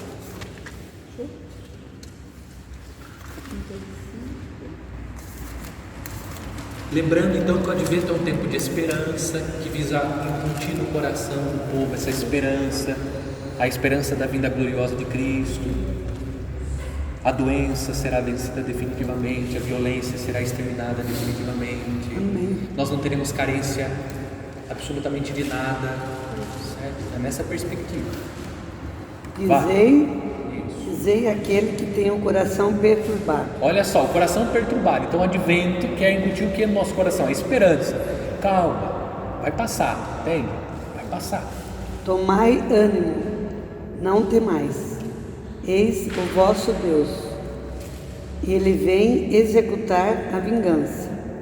Eis que chega a retribuição de Deus, ele mesmo vem salvar-nos. Isso, então ele vem para salvar, ele vem ao nosso encontro para salvar, certo? Tem o dia da vingança, ou seja, vai exterminar todo o mal, né? Então vai acontecer o quê? O juízo final, como nós vimos aqui no texto de Mateus, né? Esquerda e direita. É interessante, por isso que muitas, né, antigamente as mães não deixavam os filhos escrever com a mão esquerda, né? Porque é a sinistra, né? Então tinha essa superstição, esquerda do mal, né? Quem escreve com a mão esquerda é coisa do mal, tem que escrever com a direita. Então um pouco dessa lógica, né? Mas claro que isso para nós não tem sentido. Hoje você explica que é uma questão, né, do cérebro mesmo, tá?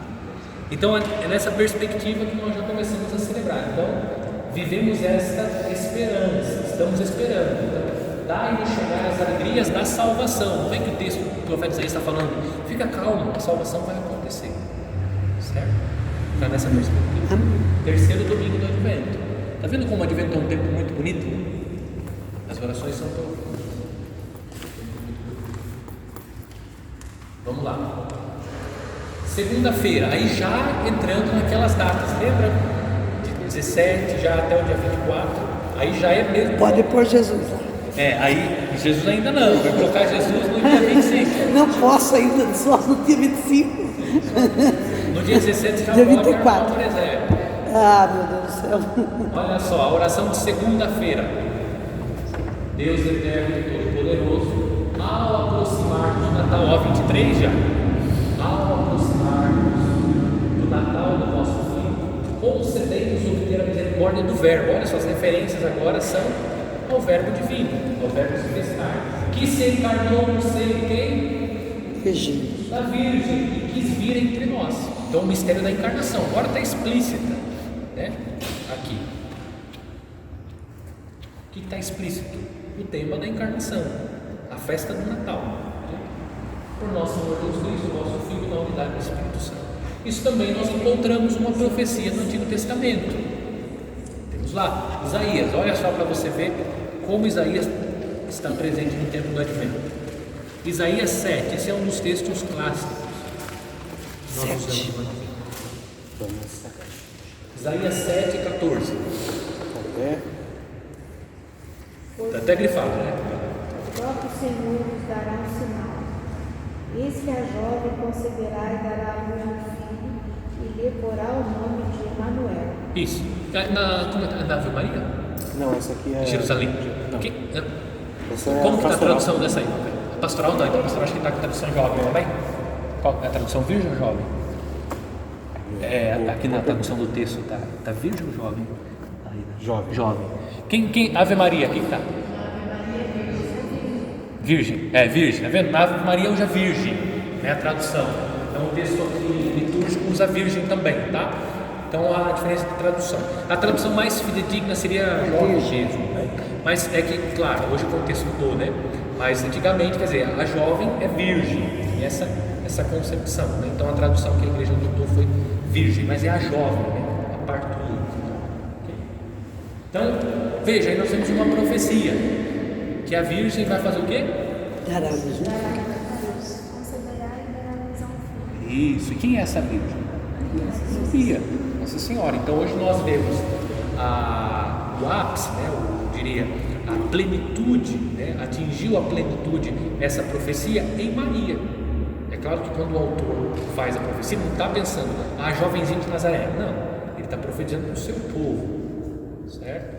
Mas essa profecia, como é palavra de Deus, ela atingiu a sua plenitude nessa virgem, que é a Virgem de Nazaré, Nossa Senhora, ok? Então esse é um texto clássico que nos ajuda a entender o mistério da encarnação, ok? Então já existia uma profecia no Antigo Testamento, uma jovem, uma virgem vai conceber. Quem é essa virgem? Nossa Senhora, ok? Então no dia 23. Agora o prefácio, nós vimos aqui as orações da coleta. Agora o prefácio, os prefácios são espetaculares. Então nós temos 4 do Advento, tá? 1A, depois 1A, 2 e 2A. Então são 4. Então tá, a primeira parte não tem muita novidade, né? Prefácio. Então, na verdade, a gente necessário sempre Deus é ok, Cristo. Aí começa. Unidos na caridade, celebramos a morte do vosso Filho. Olha só, lembra que a missa é sempre a celebração do mistério pascal de Cristo. Unidos na caridade, celebramos a morte do nosso Filho, proclamamos com fé a sua ressurreição e aguardamos. Olha só, lembra? Espera, estamos aguardando. Com firme esperança, olha a palavra esperança. Com firme esperança, a sua vinda gloriosa no fim dos tempos. Então, no prefácio, nós estamos retomando aquilo que a liturgia do Advento está propondo. Então, veja, nós estamos unidos à caridade, celebrando o mistério da paixão, morte e ressurreição, aguardando. Então, nós somos a esposa que aguarda a vinda do noivo. Lembra aquele texto do Evangelho? Tem virgens prudentes, imprudentes, que estão esperando que o noivo chegar. Isso é o mistério da vinda de Cristo. Então, no Advento, nós estamos vivendo essa expectativa, a vinda gloriosa de Cristo. Então, na esperança, firme esperança, de que Ele voltará. Okay. Então, esse é o prefácio 1. O prefácio 1A. Então, também lá na introdução, na verdade, é justo e necessário, é nosso dever de salvação, louvar-vos, bendizer-vos, Senhor, Pai Santo, Deus eterno e poderoso, princípio e fim de todas as coisas, alfa e ômega. Vós preferistes, olha só, o que nós rezamos, e às vezes nós acreditamos em outra coisa. Vós preferistes ocultar o dia e a hora em que Cristo, vosso Filho, Senhor e Juiz da história, aparecerá nas nuvens do céu, revestido de poder e majestade. Então tem sentido nós ficamos acreditando nessas coisas? No dia, na hora, no ano? Nós rezamos uma coisa e fazemos outra, né? Professamos outra na prática. Então veja, a igreja está ensinando no prefácio: vós preferistes ocultar o dia e a hora em que Cristo, vosso Filho, Senhor e Juiz da história, aparecerá nas nuvens do céu, revestido de poder e majestade. Vamos saber. Naquele tremendo e glorioso dia, passará o mundo presente. Olha só, você fica angustiado quando você olha o mundo presente, vê tanta coisa triste, tanta situação dolorosa. Então, o Advento reforça essa verdade de fé. Naquele tremendo e glorioso dia passará o mundo presente e surgirá novo céu e nova terra. A esperança, novo céu e nova terra. agora em todos os tempos, certo? Então não é uma coisa que vai vir, vai ficar por um período e depois passou. Não, por todos os tempos. Vai estabelecer de forma plena e definitiva o reino de Deus. Não vai existir mais essas coisas. A vida nossa é assim. Às vezes você vive um momento bom, você vive um momento ruim, depois você vive um momento bom de novo, depois outro bom de novo, depois outro ruim, bom. Mas quando Jesus vir, não, vai acontecer isso de forma plena, só coisa boa. Que bom. Que bom, né? Ele vem ao nosso encontro, presente em cada pessoa humana. Olha lá, a terceira, a vinda cotidiana. Ele vem ao nosso encontro, presente em cada pessoa humana, para que o acolhamos na fé e testemunhemos na caridade. Olha a caridade: água, pão, roupa. Enquanto esperamos a feliz realização do seu reino. Aqui é bonito, porque no tempo do Natal, esse aspecto da caridade fica muito aguçado nas pessoas. Isso é muito bonito, é positivo, corresponde à proposta de Deus. Só não pode ficar restrito a esse tempo. Ele deveria ser estendido por todos os tempos, mas é muito significativo. Então veja, aquilo que nós vimos aqui está sendo confirmado na oração do prefácio. Enquanto esperamos a feliz realização de seu reino. Aí, por isso, certo, não tem dúvida, certo, é uma verdade de fé, de sua vinda gloriosa, unidos aos anjos, vossos mensageiros, louvamos, cantamos a uma só voz. Viu? Não é profundo? Todo aquilo que eu fui falando aqui está aqui agora, num prefácio, numa oração, está tudo aqui. Eu não sei vocês, mas eu fico assim, né? A igreja, a capacidade que ela tem, na igreja, mas é o Espírito que está na igreja, a profundidade. Como que você pode trocar uma liturgia dessa por outra? Não conforme, entende? Com todo respeito às outras igrejas, né? Mas e o pior não é isso, o pior não é isso, né, padre? O pior é a gente ouvir falar assim, só repetição, tudo mesmo. Eu só falo desse jeito. A missa é muito. Mas eu entendo, né? Porque assim, as pessoas não têm a oportunidade que vocês estão tendo. Hoje vocês estão tendo a oportunidade de olhar a missa, de olhar a liturgia do Advento de uma outra perspectiva, que vocês também não tinham olhado, né? A gente só olhou depois. Sabe uma outra coisa que também assim, a gente volta muito para a liturgia, quem já esteve na Terra Santa, nos lugares que passou, nossa, é maravilhoso quando você faz a oração assim, a gente desloca para aquele lugar onde, sabe, a glória dos anjos, aquelas... Isso, é maravilhoso. Quem de fato faz a peregrinação. Que é a coisa mais linda. Nascimento, por exemplo, se lembra da gruta onde está a morte também, né? É horroroso aquele lugar lá, porque é muito carregado. O lugar da morte dele é carregado, mas assim, transporta, né? Também igual. É uma coisa gostosa e bonita. Certo. Deu para entender bem aqui então o outro prefácio? Agora aqui o prefácio 2. Então, a mesma introdução, na verdade, é justo e necessário, é nosso dever e salvação para os graças. Isso também, né? É nosso dever e salvação. É um dever dar graças a Deus. É um dever. Nós só queremos os nossos direitos. Todo mundo quer os seus direitos diante de Deus, mas os deveres. O direito também supõe os nossos deveres. Temos os nossos deveres. Sempre em todo lugar, Senhor Pai Santo, Deus eterno, por isso nós estamos aqui. Agora vai. Predito por todos os profetas, certo? Então nós vamos olhando, nós já fizemos esse percurso, como eu falei, uma outra formação, lembra?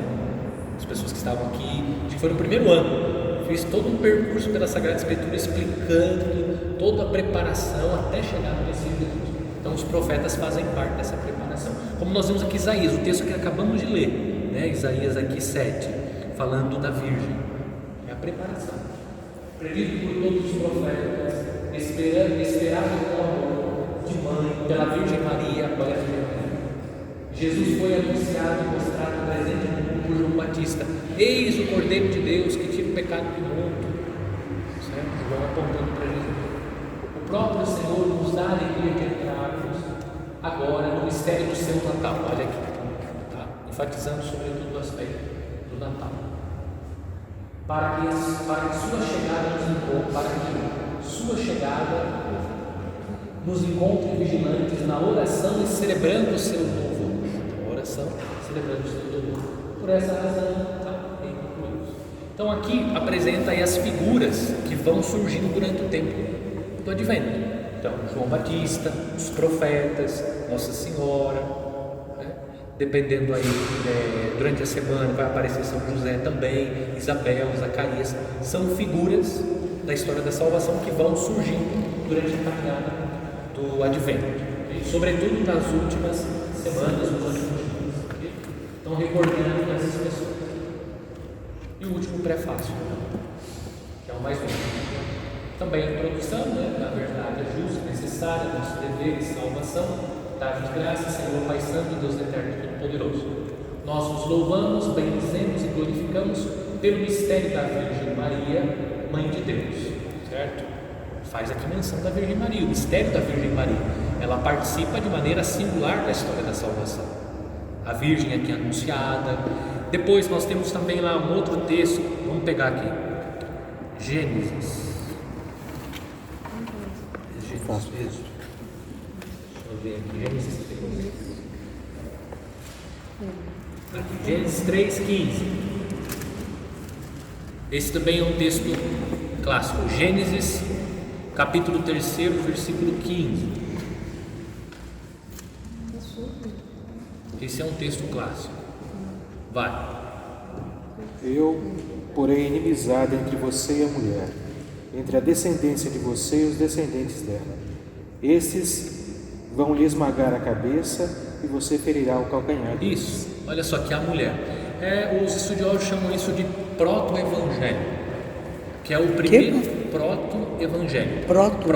Primeiro evangelho, o primeiro anúncio da salvação. Está dizendo aqui que o descendente da mulher vai destruir os descendentes da serpente. Então, o que significa? É a vitória do bem sobre o mal. Quem é o descendente da mulher? Jesus.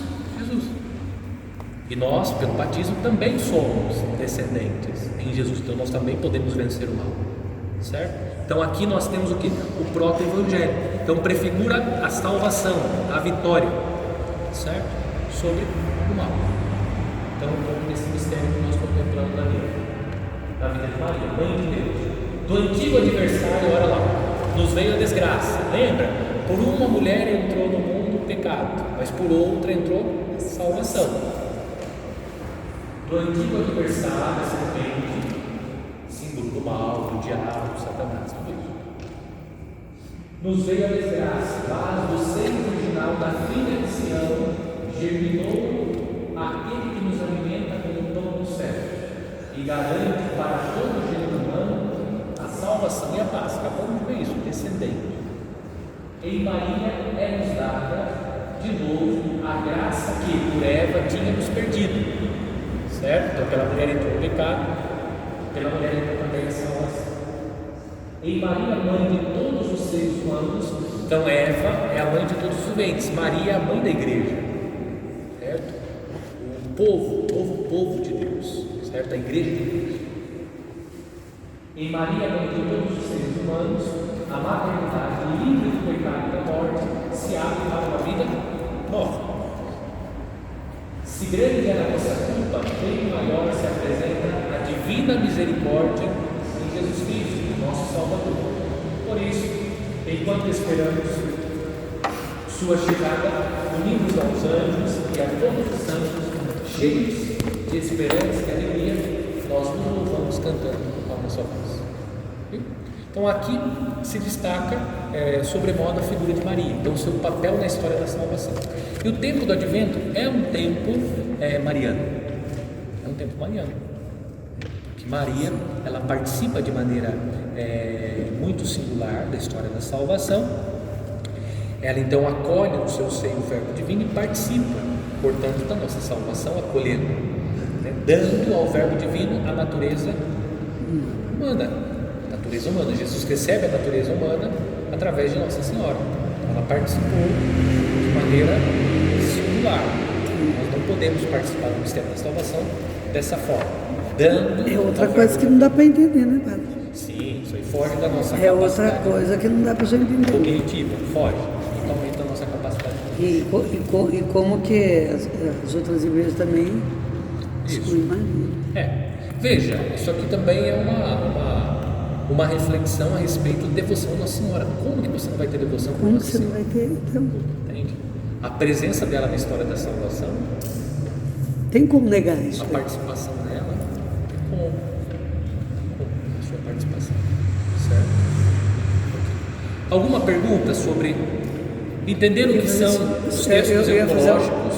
ia fazer uma pergunta Então, para você sobre Maria, né? Sobre a situação de Maria mesmo. Certo. Como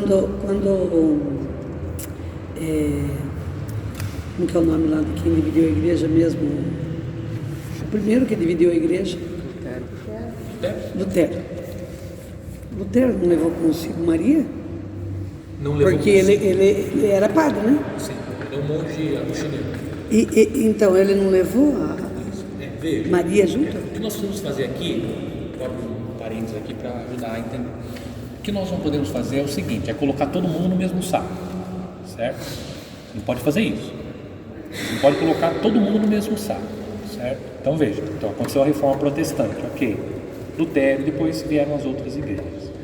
Agora, como é que a igreja classifica essas igrejas, certo? Então nós temos, olhando aqui as igrejas que nasceram depois do movimento da reforma, do protestantismo. Porque veja, na igreja, na verdade, aconteceram dois grandes cismas. Tem um cisma antes ainda, certo? Que é o cisma ortodoxo. Até hoje a igreja não tem plena comunhão com os ortodoxos. Tá? E depois, então, isso foi lá no século XII, né? Século XII, século XI ou XII, eu não me lembro. E depois, então, o cisma que aconteceu com o Lutero, certo? Então nós temos dois grandes cismas na história da igreja. Lá com os ortodoxos e depois com o Lutero. Então veja, nós não podemos colocar todos aqueles que vieram depois de Lutero no mesmo saco. Então como é que a igreja classifica? Então nós temos os protestantes históricos, nós temos os pentecostais e nós temos os neopentecostais. Certo? Os protestantes históricos, a relação deles com Maria é totalmente diferente. Entende? Tanto que Lutero era devoto de Nossa Senhora. Então, por isso que eu perguntei agora. Então, a relação dos protestantes históricos, quem são, padre? Os luteranos, os calvinistas, os anglicanos, é diferente. Eles têm uma devoção a Maria, certo? É claro que não se equipara a nossa, mas eles têm um respeito, uma devoção. Sim. Eles têm, certo? Os pentecostais, Não tem? não, pentecostais não. Quem são os pentecostais? A Assembleia de Deus Cristã do Brasil, quadrangular. Esses não têm essa devoção. Eles até consideram Maria, mas não têm essa devoção por ela, certo? Para eles, Maria, de fato, é uma santa, porque ela gerou a mãe de Deus, mas ela não é virgem antes, durante e depois do parto. Aí a concepção é diferente, entende? Então a relação deles é diferente. Ela é uma mulher comum, santa, tudo bem, não é uma mulher comum. Para nós, não. E daí os neopentecostais, esses não tem nem jeito. Quem são os neopentecostais? Internacional da Graça de Deus, Mundial do Poder de Deus, aí avacalhou tudo. Jesus Cristo. Deus, aí já chutou o balde, aí você não consegue conversar de jeito nenhum. Aí já nem é bom falar as coisas que eles falam. Porque... Ainda tem, assim, os descendentes de Lutero. Sim, tem os luteranos. Sim, os luteranos são sérios. E eles mantêm essa Sim, mantém, devoção. sim. Tá. É que aqui na nossa região não tem. Não tem, né? Tem. Agora você vai no sul do Brasil, tem? No sul do Brasil tem os luteranos. Ah, é? Tem. Eles têm lecionário. A liturgia deles é quase uma liturgia católica. Se você for meio distraído, você vai pensar assim, eu estou na missa. Quase como uma missa. Inclusive, os o reverendo usa até uma veste, usa estola, eles têm advento, eles têm tudo. Os Tem comunhão, cara? anglicanos também são assim. Os anglicanos também. Comunhão, cara. Só que daí não tem sucessão apostólica, tem validade para nós aquilo que eles fazem. Diferente dos ortodoxos. Ortodoxo tem. Ortodoxo tem sucessão apostólica. Comunhão, eles têm comunhão, pai? Então, Pedro, sobre essa pedra, Não, aí a compreensão deles é outra deles, né? só mesmo na igreja. Eles não reconhecem a figura do Papa. A comunhão, veja, eles têm comunhão, a comunhão deles, para nós não é Eucaristia. diferente, porque não tem sucessão apostólica. Então eles não têm sacerdote ordenado validamente. Certo? Mas eles se vestem igualzinho, né? Já foi num casamento. Isso. Na verdade, isso aqui que eu estou usando é deles, não é nosso. O clergy é uma veste dos protestantes, que depois os católicos pegaram, né? Certo? Então, assim, os históricos, para dizer isso, os históricos são sérios. São sérios. Estudam, têm conhecimento da história da igreja, tudo, são sérios. Tem um diálogo. Agora, esses que nós temos mais contato aqui, aí avacalharam tudo. Judiação. Infelizmente, né? Certo? Mas se você vai num culto luterano, num culto metodista, anglicano, e o presbiteriano, dependendo, que também eles vão se dividir. Isso né? que eu ia falar, o presbiteriano. Mas o presbiteriano mais... Já é outra linha do luterano, não é a mesma coisa? Aí foram se multiplicando, cada um está ligado a Lutero, outro está ligado a Calvino, outro a Zwingli, porque daí eles foram se dividindo também. Eu sei. Cada um gostava de uma coisa da Isso, Bíblia, isso também. Tem as divergências, certo? Eu achava que... Por quê? Por que isso acontece com eles, sobretudo? É mais fácil, porque tem uma figura de unidade.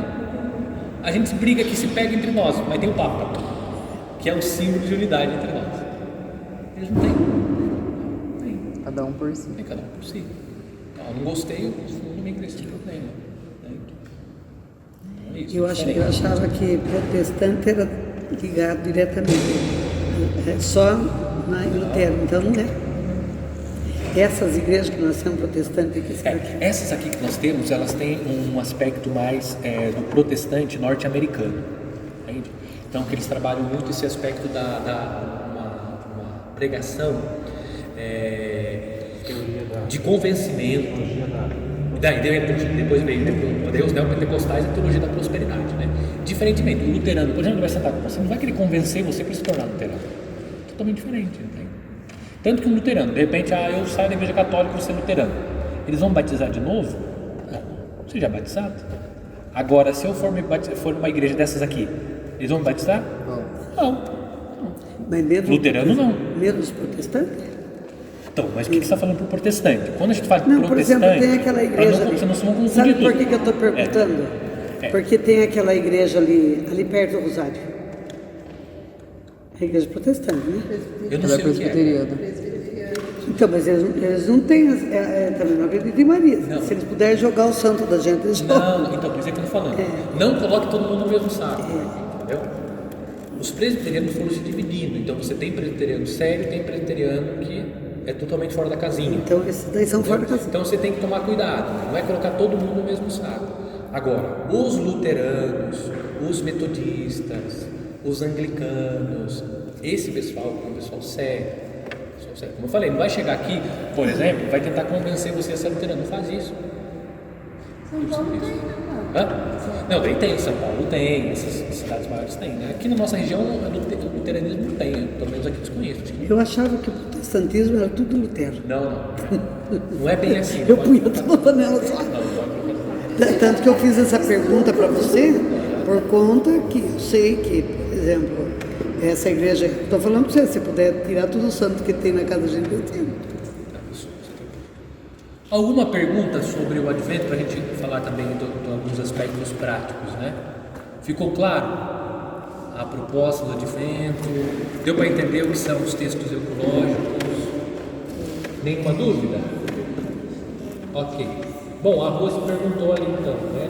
Então, nesse ano nós não teremos o segundo domingo do Advento, que nós vamos celebrar a solenidade da Imaculada Conceição, dia 8 de dezembro, neste ano, domingo. Então, a igreja celebra a solenidade. Bom, nesse ano, porque veja, como eu falei, o rito da missa é o rito da missa. Então, nós vamos educando, né, com o tempo. Então, nós vamos fazer o acendimento das velas da coroa do Advento fora da missa, antes de começar a missa. Então, né, as equipes de canto já receberam o material de canto, então todos os anos nós preparamos, né, a apostila com os cantos, então já está sugerido lá os cantos de refrão orante. Então a equipe vai escolher, são um dos dois. Enquanto executa o canto, então alguém acende a vela da coroa do Advento, tá bom?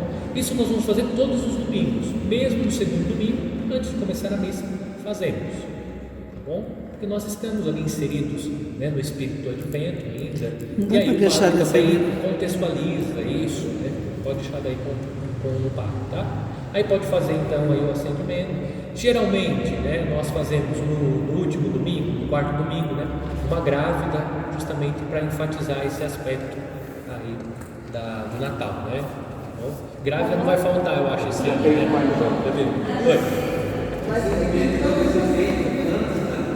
Antes da procissão de entrada, exatamente. Enquanto todos os domingos, tá bom? Os 4 domingos. Então, enquanto a equipe lá, 5 minutinhos antes, começou o canto, vai cantando, aí já uma pessoa pode entrar, aí vai lá e acende a vela, tá bom? Deixa as velas do altar acesas, já acende, pega com a chama do altar e acende a coroa do advento. A primeira vela, a segunda vela, a terceira e quarta, sucessivamente, tá? Não precisa falar nada enquanto a gente vai rezando com um refrão orante. Não, tranquilo também, é só observar ali, não tem sequência não, tá bom? É só mais um sinal, né? Mais um sinal, exatamente. O que a gente precisa educar o povo? Pelo sinal. Entende? A nossa liturgia, ela foi sendo carregada de muita palavra. E aí você vai empobrecendo o aspecto do sinal. Então, com o refrão orante, o gesto de acender, é aqui que nós vamos educando o povo, né, para o simbólico, certo? Porque a coroa do vento é um símbolo, é um sinal, certo? Da caminhada da comunidade que se prepara para a vinda gloriosa de Cristo e para a celebração da solenidade do Natal, ok? Então, lembrando, não deixe, né, a coroa seca, né, porque ele precisa expressar a vida. Então eu coloco lá os caminhos no primeiro domingo e vai até o final. Aí chega lá, está tudo murcho. Primeiro que pode pegar fogo, que seca, pega fogo, né? E segundo que a liturgia tem que expressar a vida. Então é vida, então renova toda semana, porque a gente tem que colocar o cedrinho. Fazer uma coisa assim bem bonita, né? Bastante verde, vivo, né? As velas você já recebeu, né? Então as velas todas brancas, então não vai ter sequência de vela, tá bom? Então a coroa de vento, os lugares você já tem lá nas comunidades, então não tem tanta dificuldade. Ah, tá. Tá bom? Então acho que é importante deixar a coroa bem verde, né? Bonita assim, verde. Pode ser aí, pode usar a criatividade, pode ser cedrinho, tem outras coisas também, né? Mas o cedrinho geralmente é o que mais usa, né? Tem que ser natural, né, padre? Natural, isso, sempre natural. A liturgia é nada artificial, certo? A liturgia precisa expressar vida. Nós, não é um teatro, nós celebramos o E mistério. o cedro também, ele dura bem mais. Dura ele mais, fica né? verde até o final. Qual que Geralmente dura ele mais? fica o cedro. Eu fiz uma vez uma coroa e durou um ano. Pode, né? Fica 10. Verdade. Ela nunca desfez a coroa que eu fiz, por causa do cedro. Pode vir da Se vermelha. não tiver, não tem problema. Diz que é por isso que se usa o cedro, né? Porque ele tem a vida longa. Uma vez eu estudei isso a respeito da coroa do advento e fiz com meus catequistas. Ela durou muito tempo. Eu tive que jogar que ela começou a se desfazer. O amarelo. A Lívia lembrando aqui um aspecto interessante, ela falou do cedro, né? Porque o cedro tem uma vida mais longa, né? A planta. A planta ali tem uma vida mais longa, né? Então também lembrando esse aspecto. Mas eu acredito que se você deixar lá até o quarto domingo vai estar seca, né? A minha não secou. Depende do cuidado. Certo. Pode pôr a Nossa Então, Senhora uma aqui? dúvida. Isso, se tiver, Pode. mas eu acho que isso não tem, mas pode sim. Eu tenho. Mas aí põe já na semana. Isso, do dia 16 pra frente, tá? Eu tenho também. Se tiver alguma noção. Nem a grávida, não pode por antes. Você vai colocar na semana, né? Eu não Depois do dia acredito. 16. Contratar calor. Acende a vela. Pode pôr a túnica, pode. A coroa do advento. Vamos fazer assim, ó, para não ficar muito confuso, vamos deixar sem a túnica, porque daí na grávida não aparece, né? Então sem a túnica, só que tome cuidado, não coloque gente com shorts, mulher com roupa muito degotada, fica uma coisa meio constrangedora, saia muito curta, tem? Fica uma coisa, gente, a comunidade é feita de homens e mulheres de carne, tem? Não adianta, a gente está falando entre adultos, né? Entende? Então, toma mais cuidado, a pessoa às vezes coloca, fica uma coisa, tá bom? Mas não precisa colocar túnica, mas a pessoa que esteja...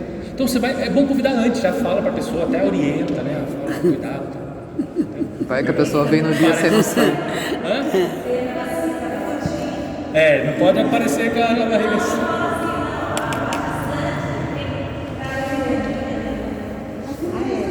Sim, para valorizar o sinal, né? Cuidado quando colocar uma pessoa lá, o pessoal vai pensar que tá gestando e não tá, e pergunta, quantos dias você tá, né? Daí não fica perguntando isso. Certo. Alguma dúvida sobre a coroa do advento? Tranquilo? Coroa. Os cantos nós já passamos, tá? Bom, só reforçando aqui a questão do presépio, então. As comunidades que têm um presépio, gente, as comunidades que têm um presépio, então montaram o presépio, né, depois do dia 16, certo? E não colocar o menino Jesus. O menino Jesus só vai nascer dia 25, tá bom? Depois do dia 16. Isso, depois do Da dia minha 16. casa também, pai. Na casa também, claro, eu vou orientar na missa. Ah, não também. acredito. Tem que desmontar o presépio. Eu estava esperando dia 1º para montar o meu presépio. Então, sobre o presépio. Havia a gente montar a árvore de Natal. Não, na casa tudo bem.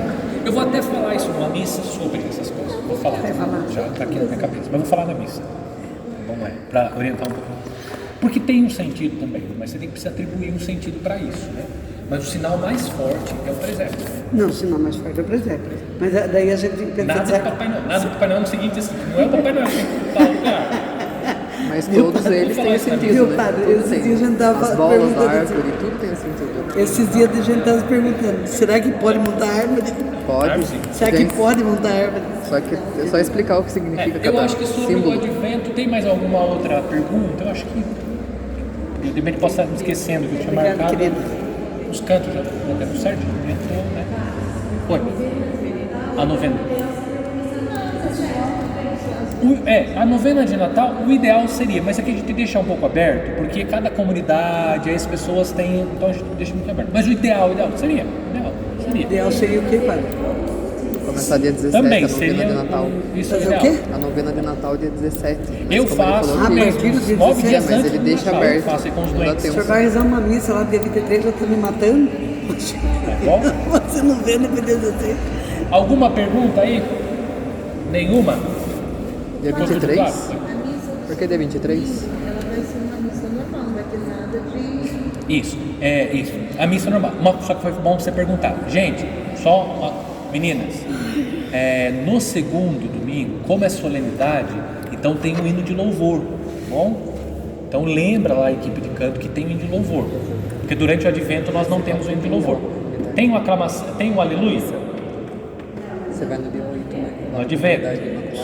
Tem, aleluia tem, tá bom? Não tem na quaresma. No advento tem. Não tem o glória, mas no segundo domingo tem o glória, certo? Por quê? Porque é solenidade. Vai ter o glória. Tem o glória, normal, a missa completinha, tá? Aí pode, a questão da ornamentação também, né? Esqueci de colocar. A ornamentação sóbria, né? A ornamentação deve ser sóbria. Deixa eu pegar aqui o Sobra com um arranjo pequeno? Por que é sobra, né? Por que é Porque sobra? é a mesma coisa. Cássia, a missa do Imaculado vai ser 4h30. Não, 4h30. Ela ainda não passou o endereço pra mim, do lado da lagoa lá. Eu não sei no também. Mas ela falou que é perto da lagoa. Já foi?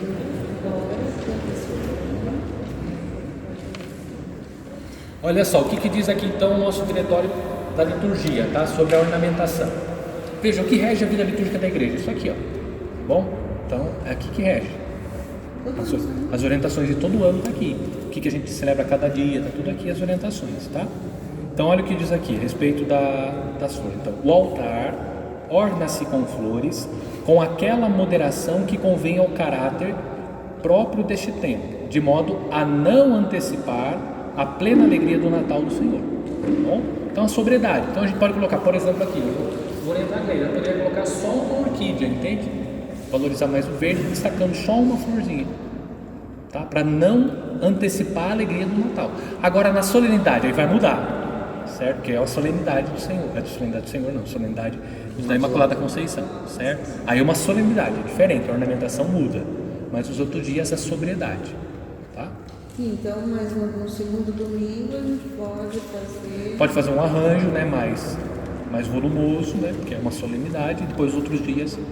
Né? Mesmo no dia O pessoal às vezes trabalha um pouco mais assim com uma folhagem verde, né? Uma coisa assim mais discreta. Né?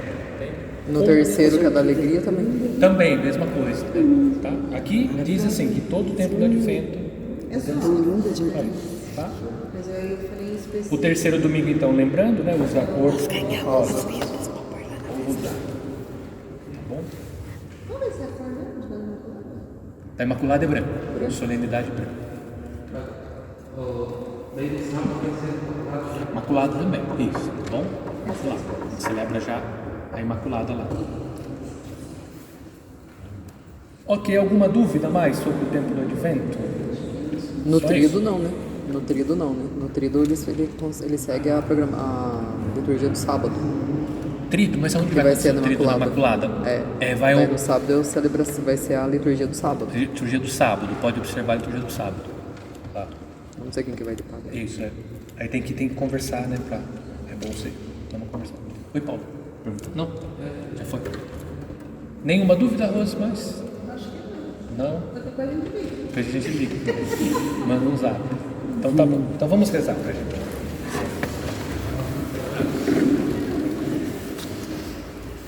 Ave Maria, Cheia de graça, o Senhor é convosco. Bendita sois vós entre as mulheres, bendito é o fruto do vosso ventre, Jesus. Santa Maria, Mãe de Deus, rogai por nós, pecadores, agora e na hora de nossa morte. Amém. o Senhor esteja convosco. Ele está no meio de nós. Abençoe-vos Deus Todo-Poderoso, Pai, Filho e Espírito Santo. Amém. Ó, quem quiser levar, tem texto que quiser levar lá pro pessoal, peguem aqui, ó, fica à vontade. Tá? Aí vocês podem ler na reunião de liturgia de vocês. Obrigado. Tem 3 aqui para nós?